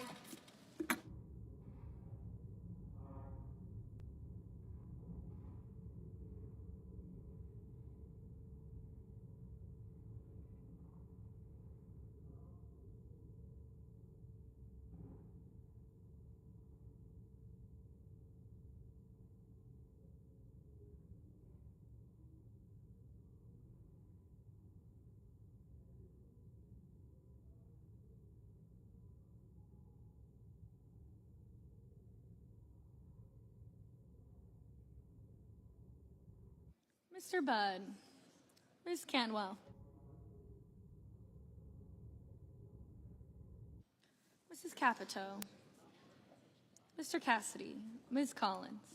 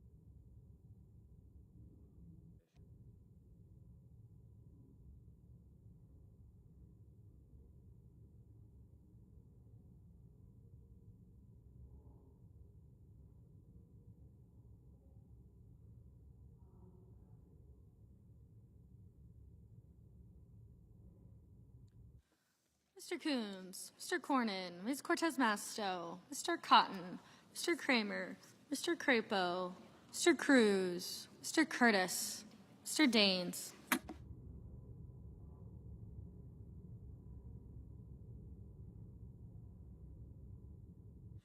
Ms. Duckworth, Mr. Durbin, Ms. Ernst, Mr. Fetterman, Mrs. Fisher, Mr. Gallego, Mrs. Gillibrand, Mr. Graham, Mr. Grassley, Mr. Haggerty, Ms. Hassan, Mr. Hawley, Mr. Heinrich, Mr. Hickenlooper, Ms. Hirono, Mr. Hoven, Mr. Husted, Mrs. Hyde-Smith, Mr. Johnson, Mr. Justice, Mr. Kane, Mr. Kelly, Mr. Kennedy.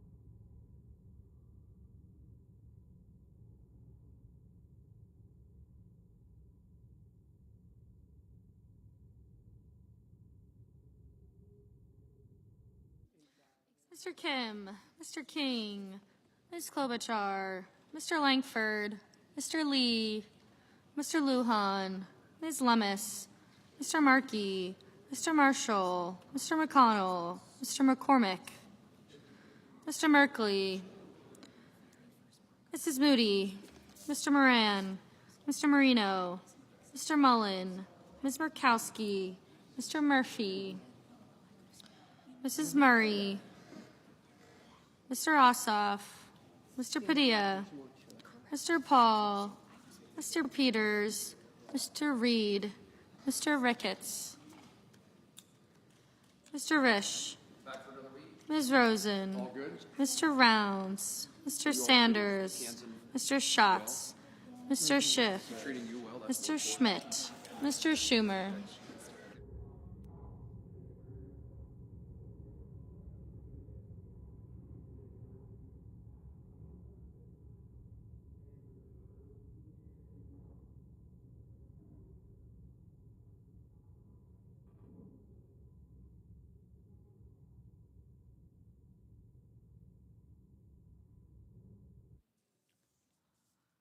Mr. Scott of Florida, Mr. Scott of South Carolina, Mrs. Shaheen, Mr. Sheehy, Ms. Slotkin, Ms. Smith, Mr. Sullivan, Mr. Thune, Mr. Tillis, Mr. Tuberville, Mr. Van Hollen,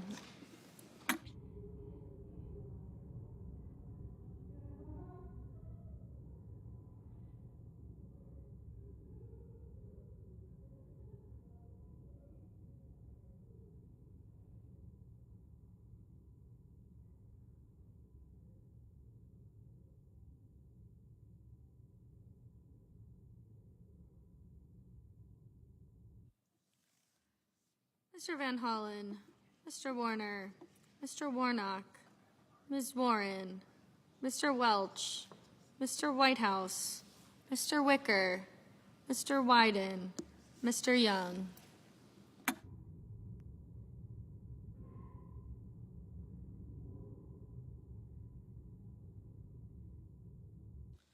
Senators voting in the affirmative: Britt, Collins, Fisher, Marshall, Moody, Moran, Tillis, and Young. Senators voting in the negative: Kim, Reed, and Van Hollen.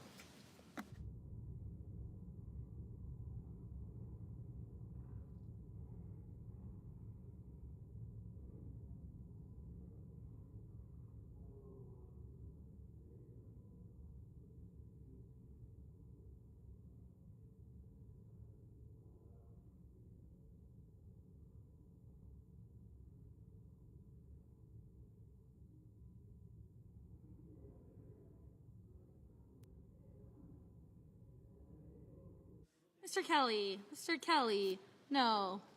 Mr. Marino, aye.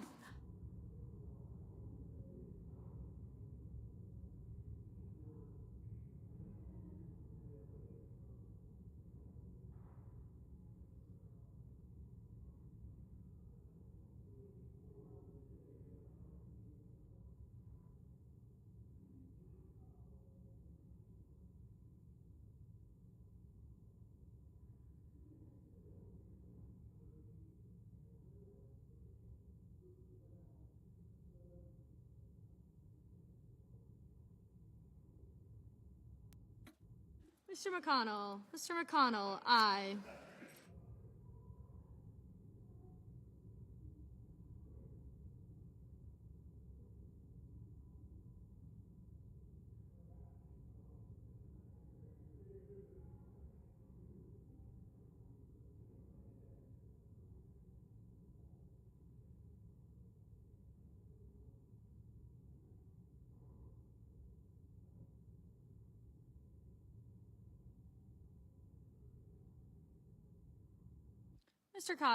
Mr. Cotton, aye. Mrs. Shaheen, no.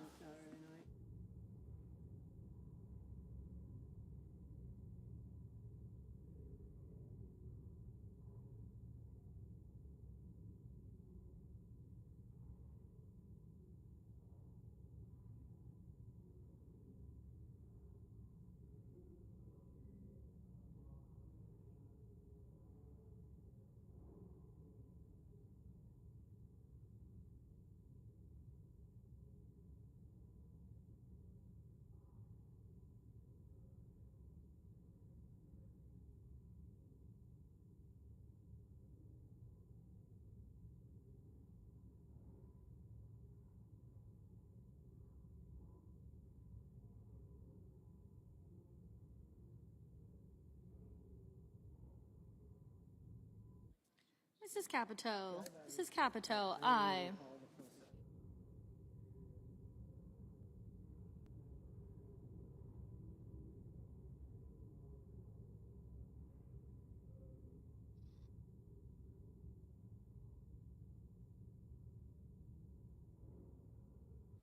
Ms. Hirono, no.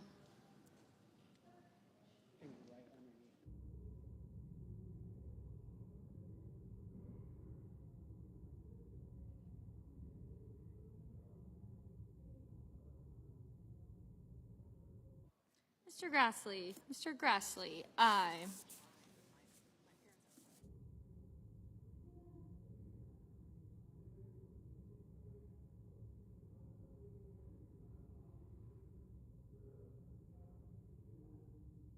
Mr. Barrasso, aye. Mr. Scott of South Carolina, aye.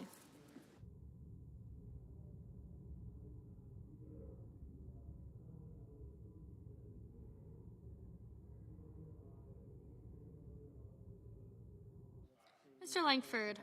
Langford, aye. Mr. Bozeman, aye.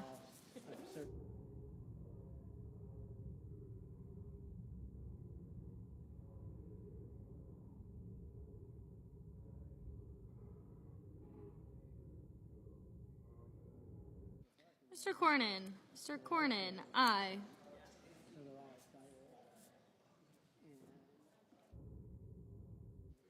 Mr. Daines, aye.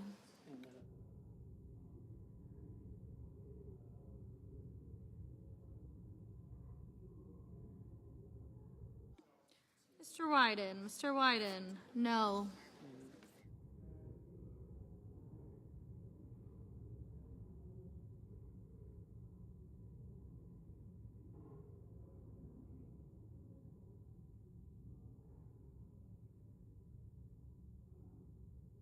Mr. Cassidy, aye. Mr. Wicker, aye.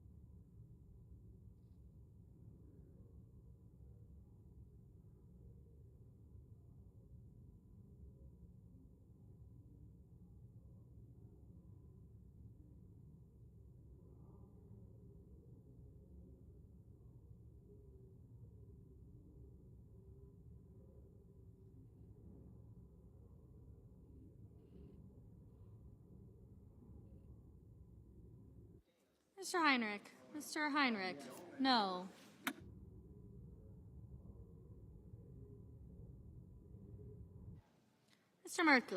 Mr. Merkley, no. Mr. Hickenlooper, no.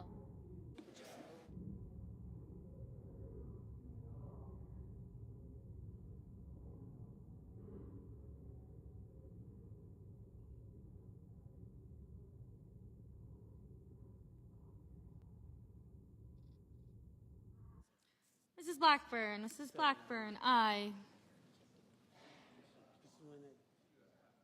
Ms. Hassan, no.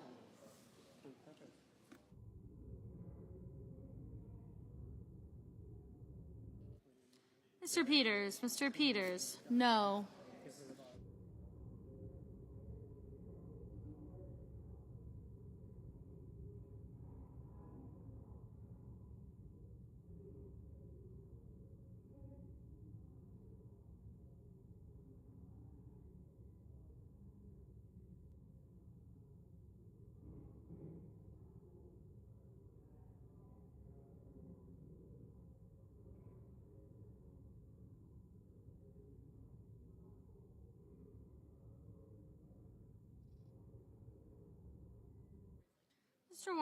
Mr. Warner, no.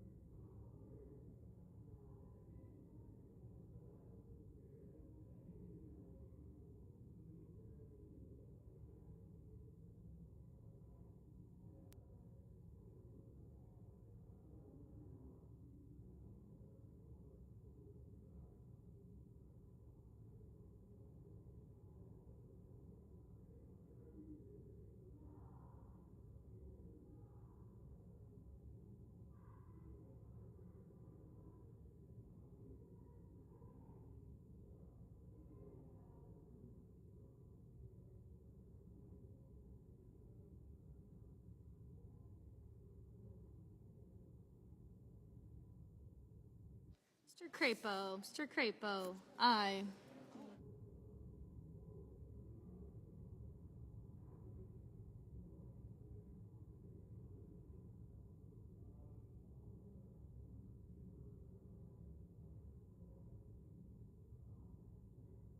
Ms. Blunt Rochester, Ms. Blunt Rochester, no.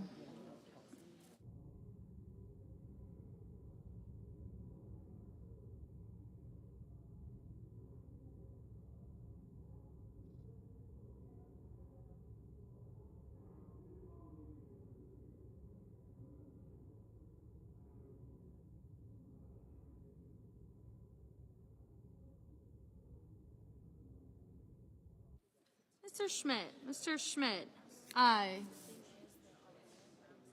Ms. Baldwin, no.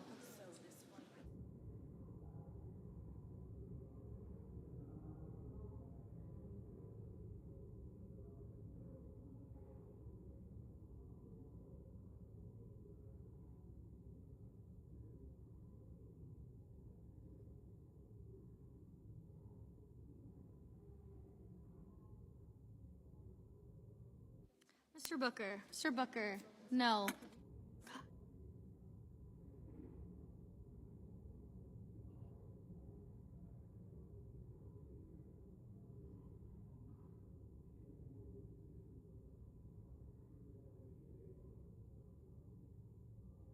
Mr. Durbin, no.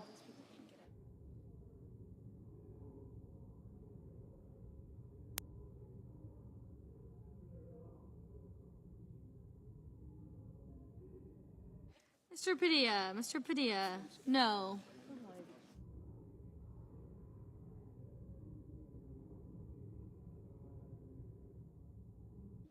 Mr. Ricketts, aye.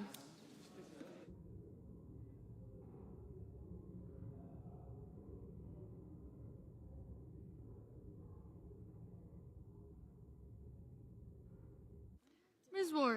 Warren, no.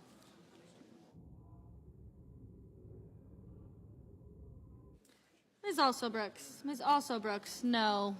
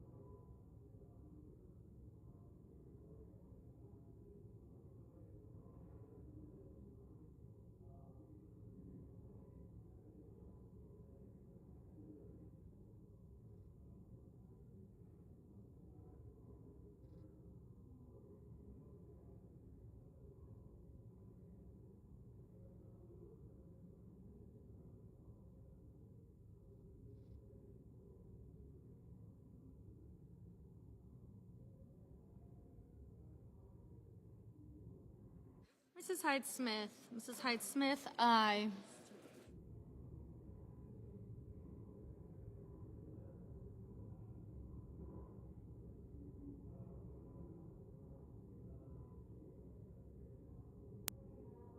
Mrs. Gillibrand, no.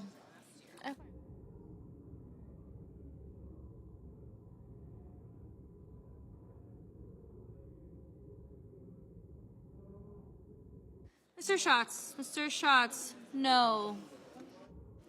Mr. Sheehy, aye. Mr. Murphy, no. Mr. Mullen, aye. Ms. Klobuchar, Ms. Klobuchar, no.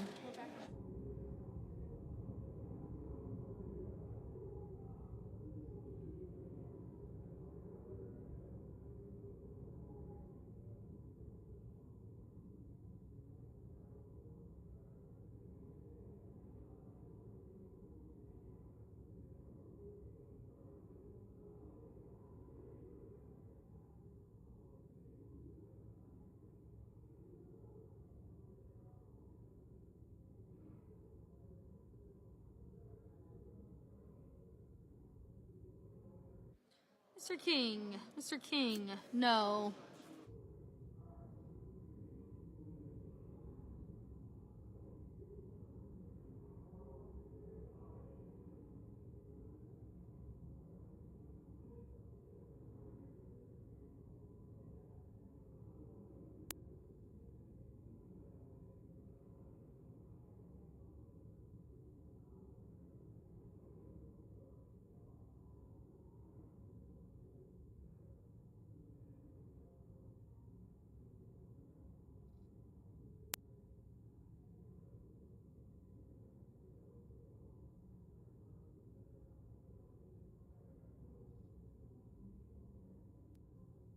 Mr.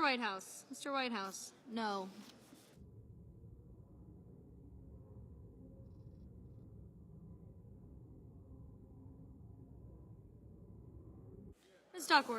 Ms. Duckworth, no.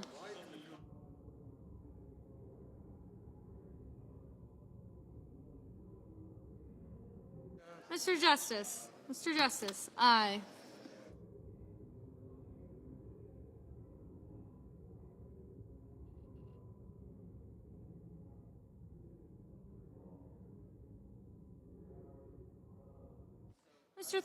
Mr. Thune, aye.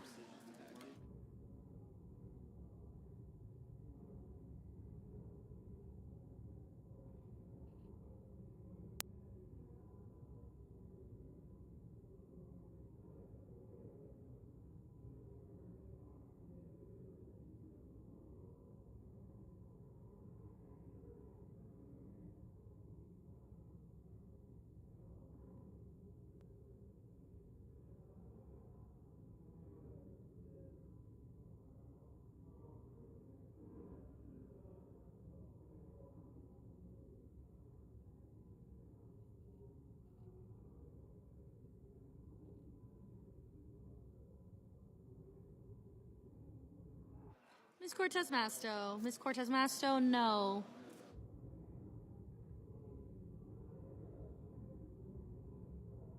Ms. Ernst, aye.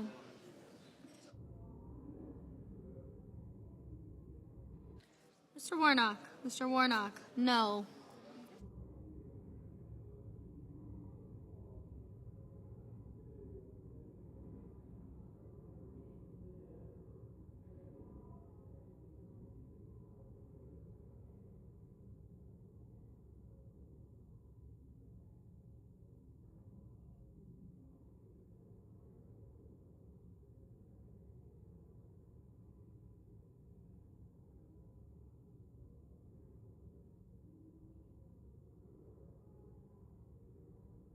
Mr. Husted, aye.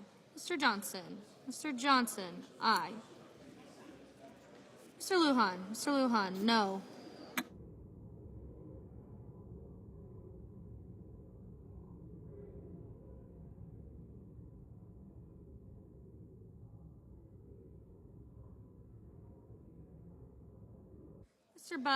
Mr. Budd, aye.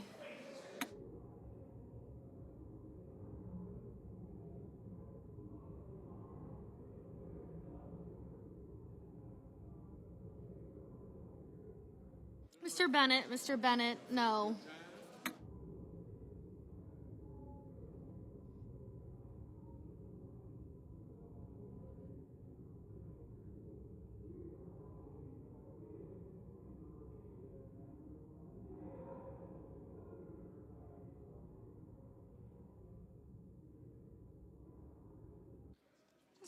Mr. Scott of Florida, aye. Ms. Smith, no. Mr. Ossoff, No.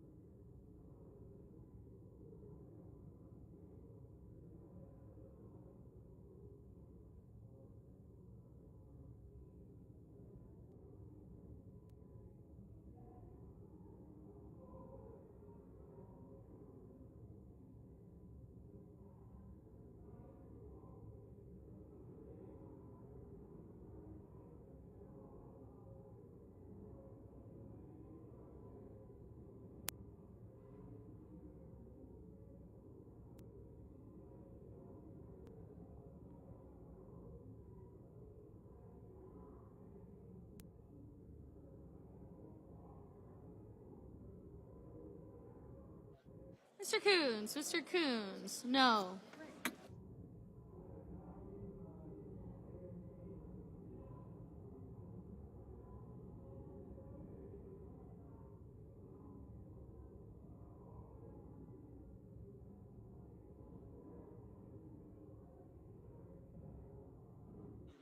Mr. Kennedy, aye.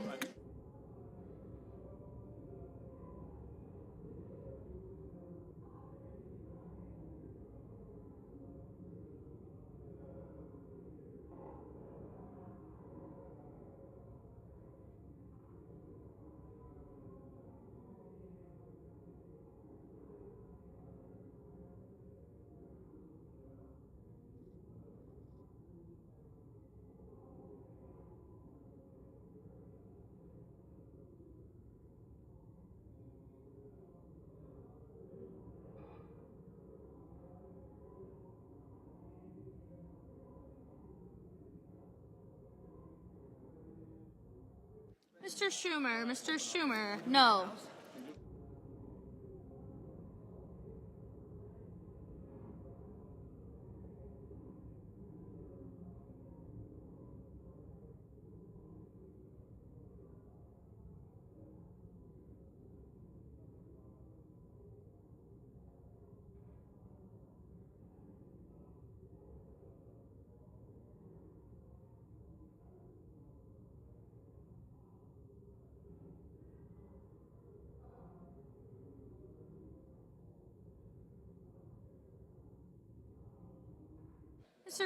Mr. Graham, aye. Mr. Gallego, no. Mr. Schiff, no.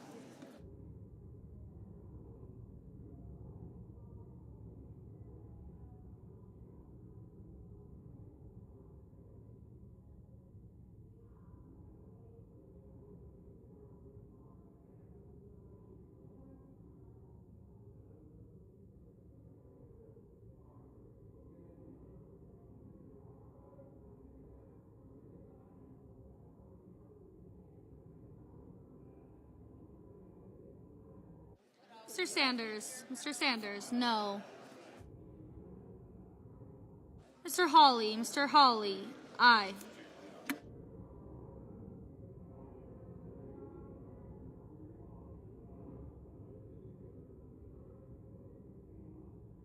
Mr. Blumenthal, no.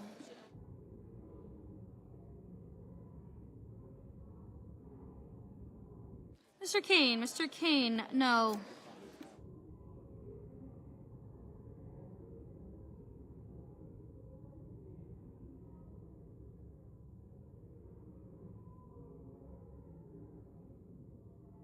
Mr. Cruz. Mr. Cruz, aye.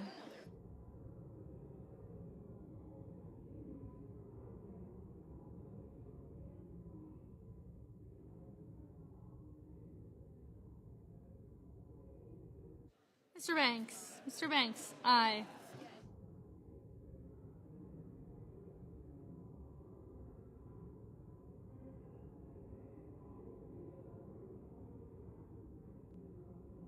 Mr. Kramer. Mr. Kramer, aye.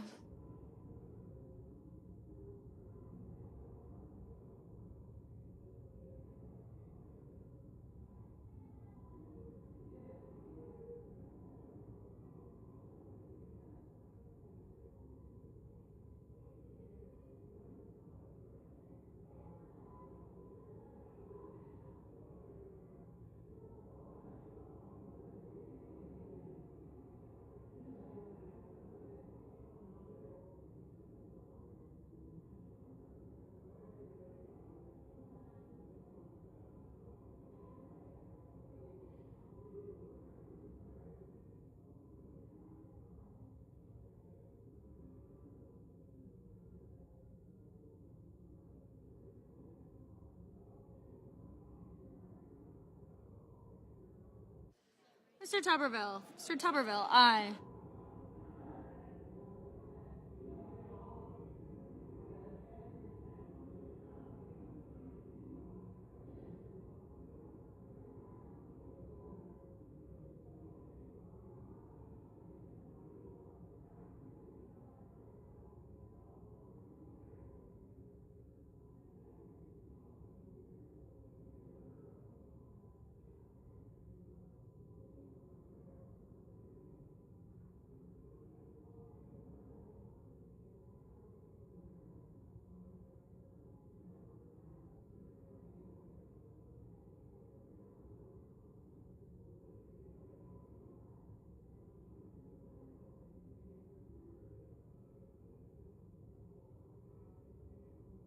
Mr. Haggerty. Mr. Haggerty, aye.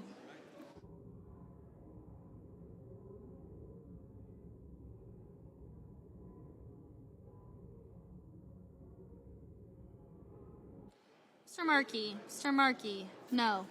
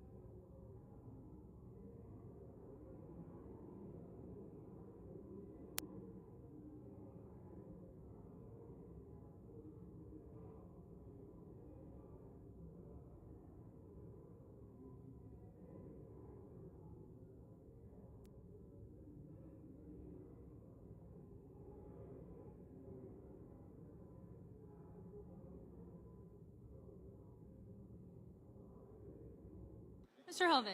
Mr. Hoven, aye.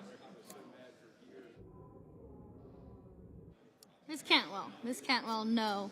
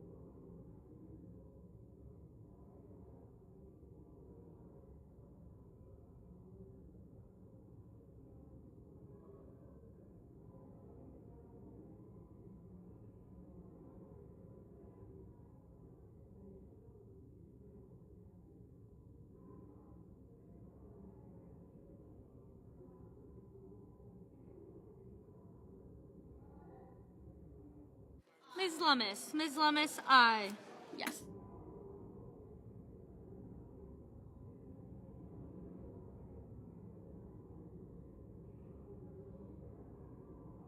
Mr. Risch. Mr. Risch, aye.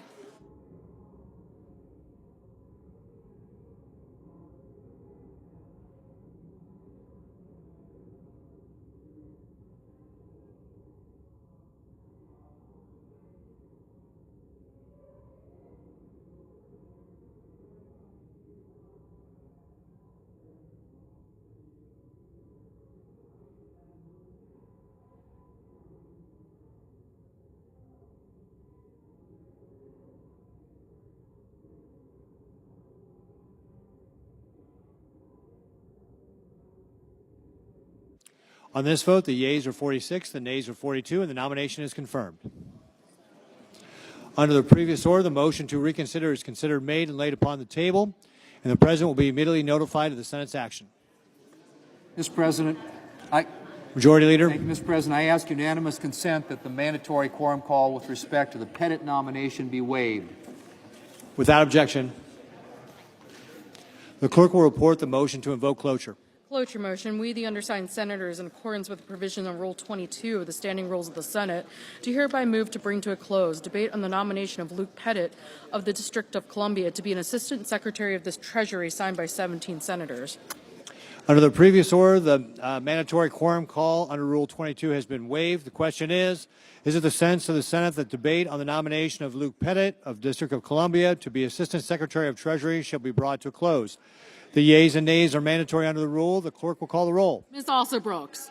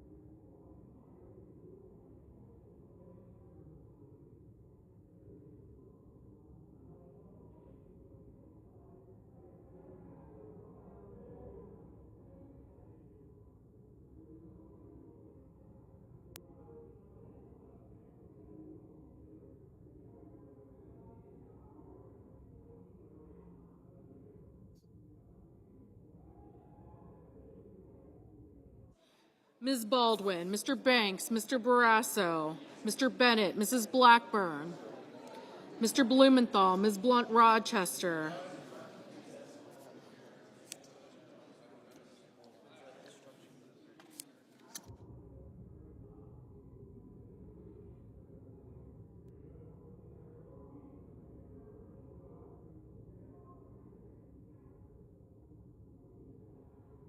Mr. Booker, Mr. Bozeman, Mrs. Britt, Mr. Budd, Ms. Cantwell, Mrs. Capito, Mr. Cassidy, Ms. Collins, Mr. Coons, Mr. Cornyn, Ms. Cortez Masto, Mr. Cotton, Mr. Kramer, Mr. Crapo, Mr. Cruz, Mr. Curtis, Mr. Daines, Ms. Duckworth, Mr. Durbin,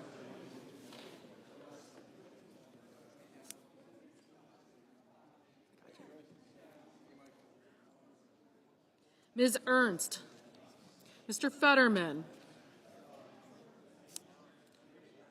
Mrs. Fisher, Mr. Gallego, Mrs. Gillibrand, Mr. Graham, Mr. Grassley, Mr. Haggerty, Ms. Hassan, Mr. Hawley, Mr. Heinrich, Mr. Hickenlooper, Ms. Arono, Mr. Hoven, Mr. Husted, Mrs. Hyde-Smith, Mr. Johnson, Mr. Justice, Mr. Kane, Mr. Kelly, Mr. Kennedy, Mr. Kim, Mr. King, Ms. Klobuchar,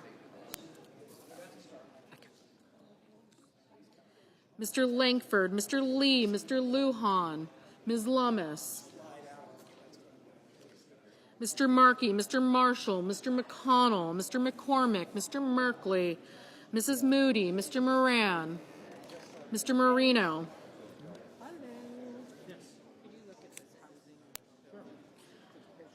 Mr. Mullen, Ms. Murkowski, Mr. Murphy, Mrs. Murray, Mr. Ossoff, Mr. Padilla, Mr. Paul, Mr. Peters, Mr. Reed, Mr. Ricketts,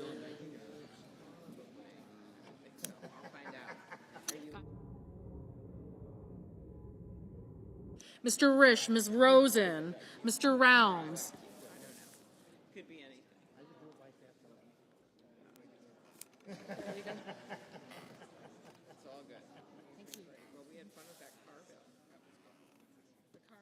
Mr. Sanders, Mr. Schatz, Mr. Schiff, Mr. Schmidt, Mr. Schumer, Mr. Scott of Florida, Mr. Scott of South Carolina, Mrs. Shaheen, Mr. Sheehy, Ms. Slotkin, Ms. Smith, Mr. Sullivan, Mr. Thune, Mr. Tillis, Mr. Tuberville, Mr. Van Hollen, Mr. Warner, Mr. Warnock, Ms. Warren, Mr. Welch, Mr. Whitehouse, Mr. Wicker, Mr. Wyden, Mr. Young.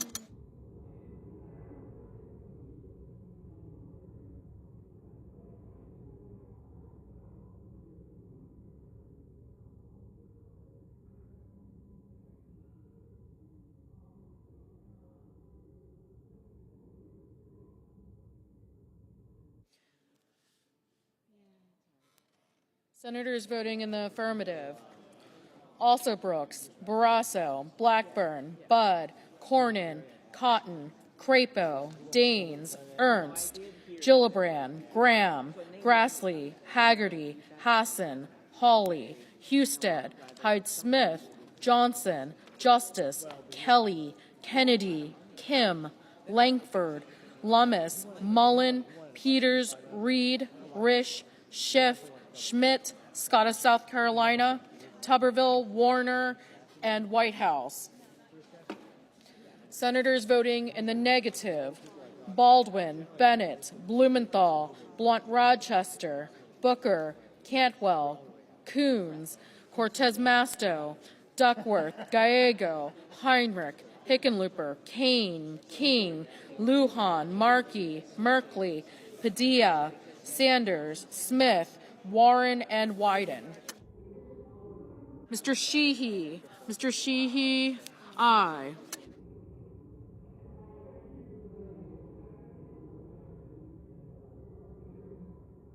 Mr. Thune, aye. Mr. Hoven,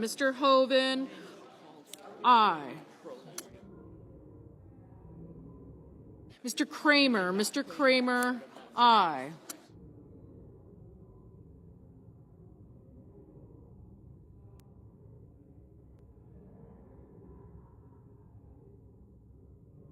Mr. Durbin, aye. Mrs. Capito, aye. Mrs. Moody, aye.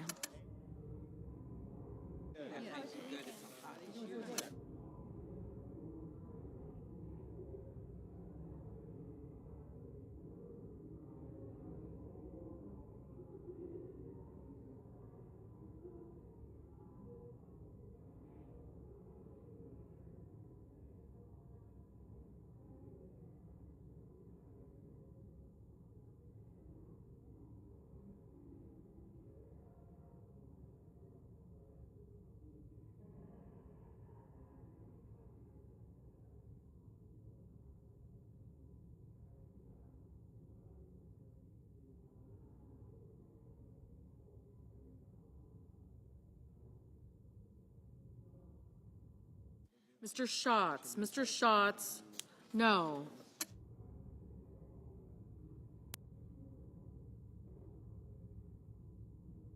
Mr.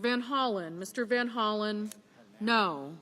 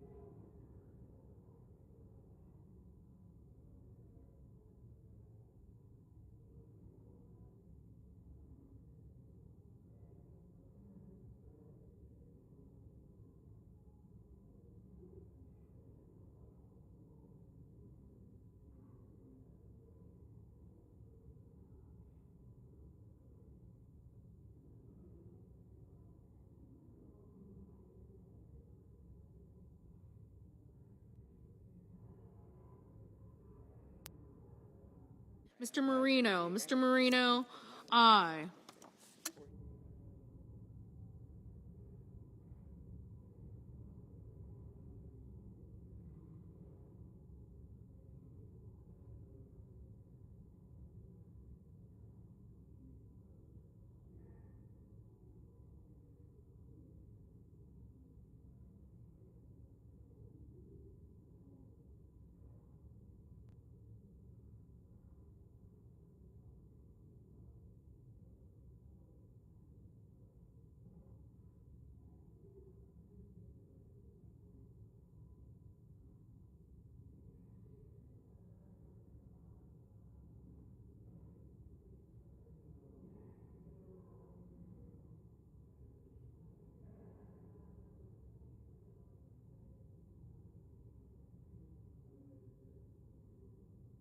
Mrs. Shaheen, aye.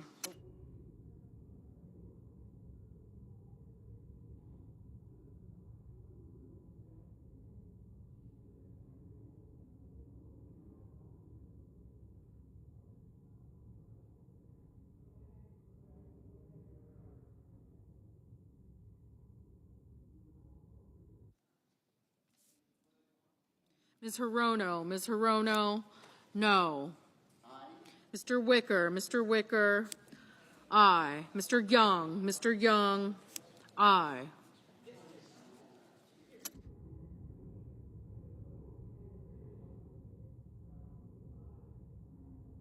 Mr. Ricketts, aye.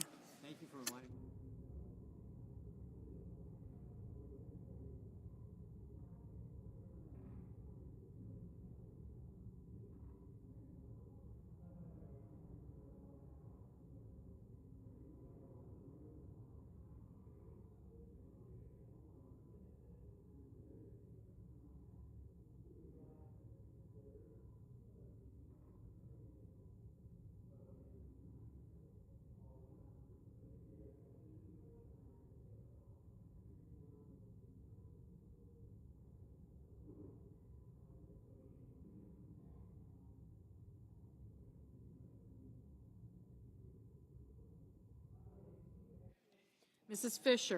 Fisher, aye.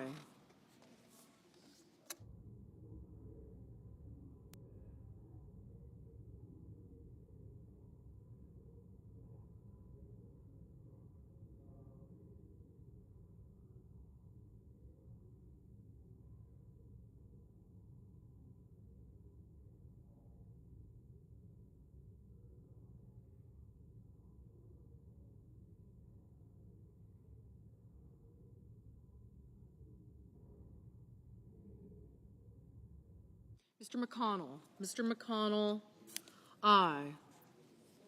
Mr. Murphy, no.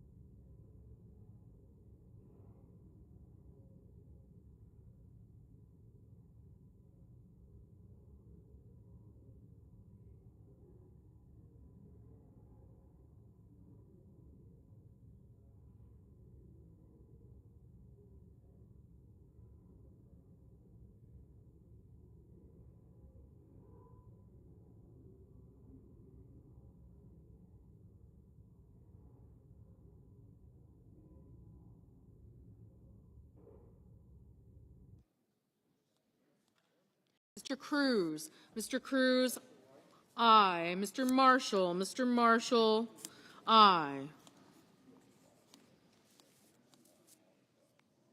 Mr. Cassidy. Mr. Cassidy, aye.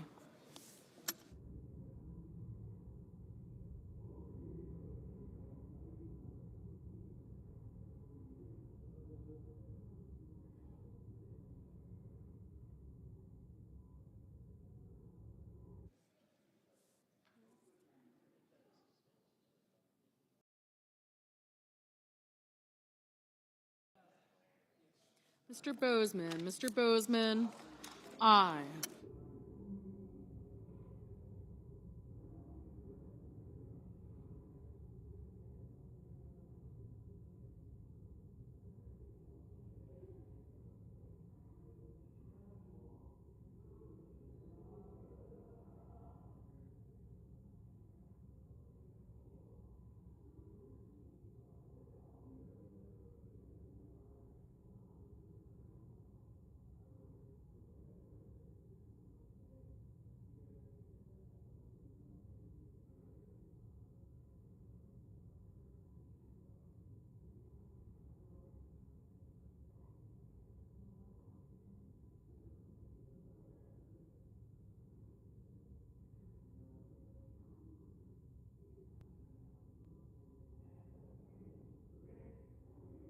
Mr. Tillis. Mr. Tillis, aye.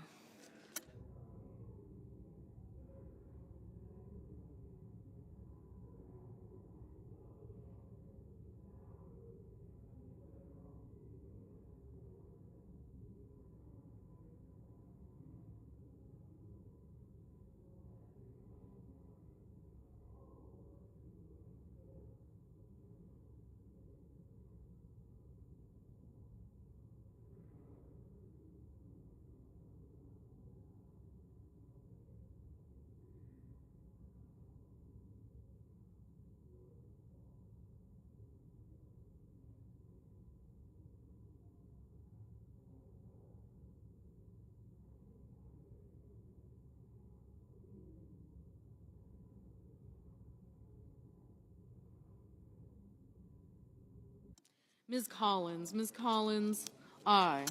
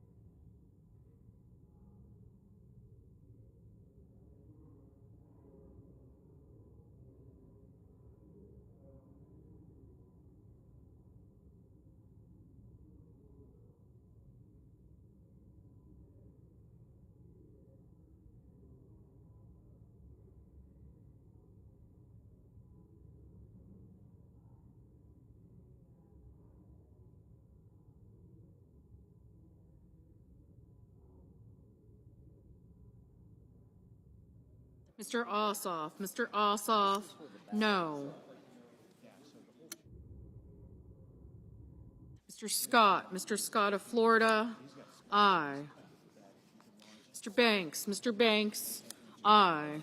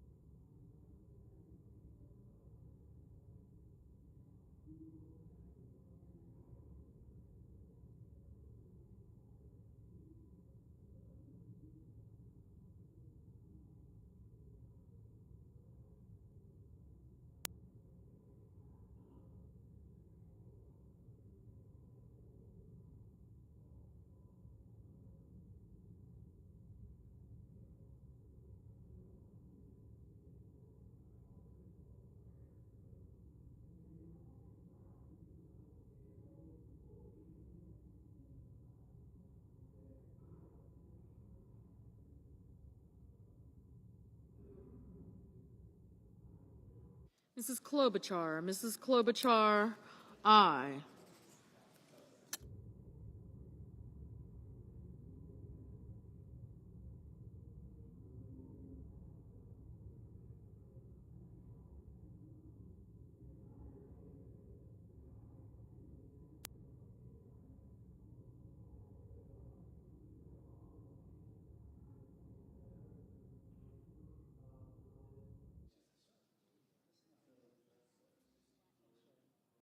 Mr. Moran.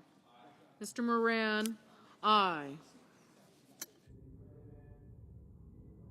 Mr. Schumer. Mr. Schumer, no.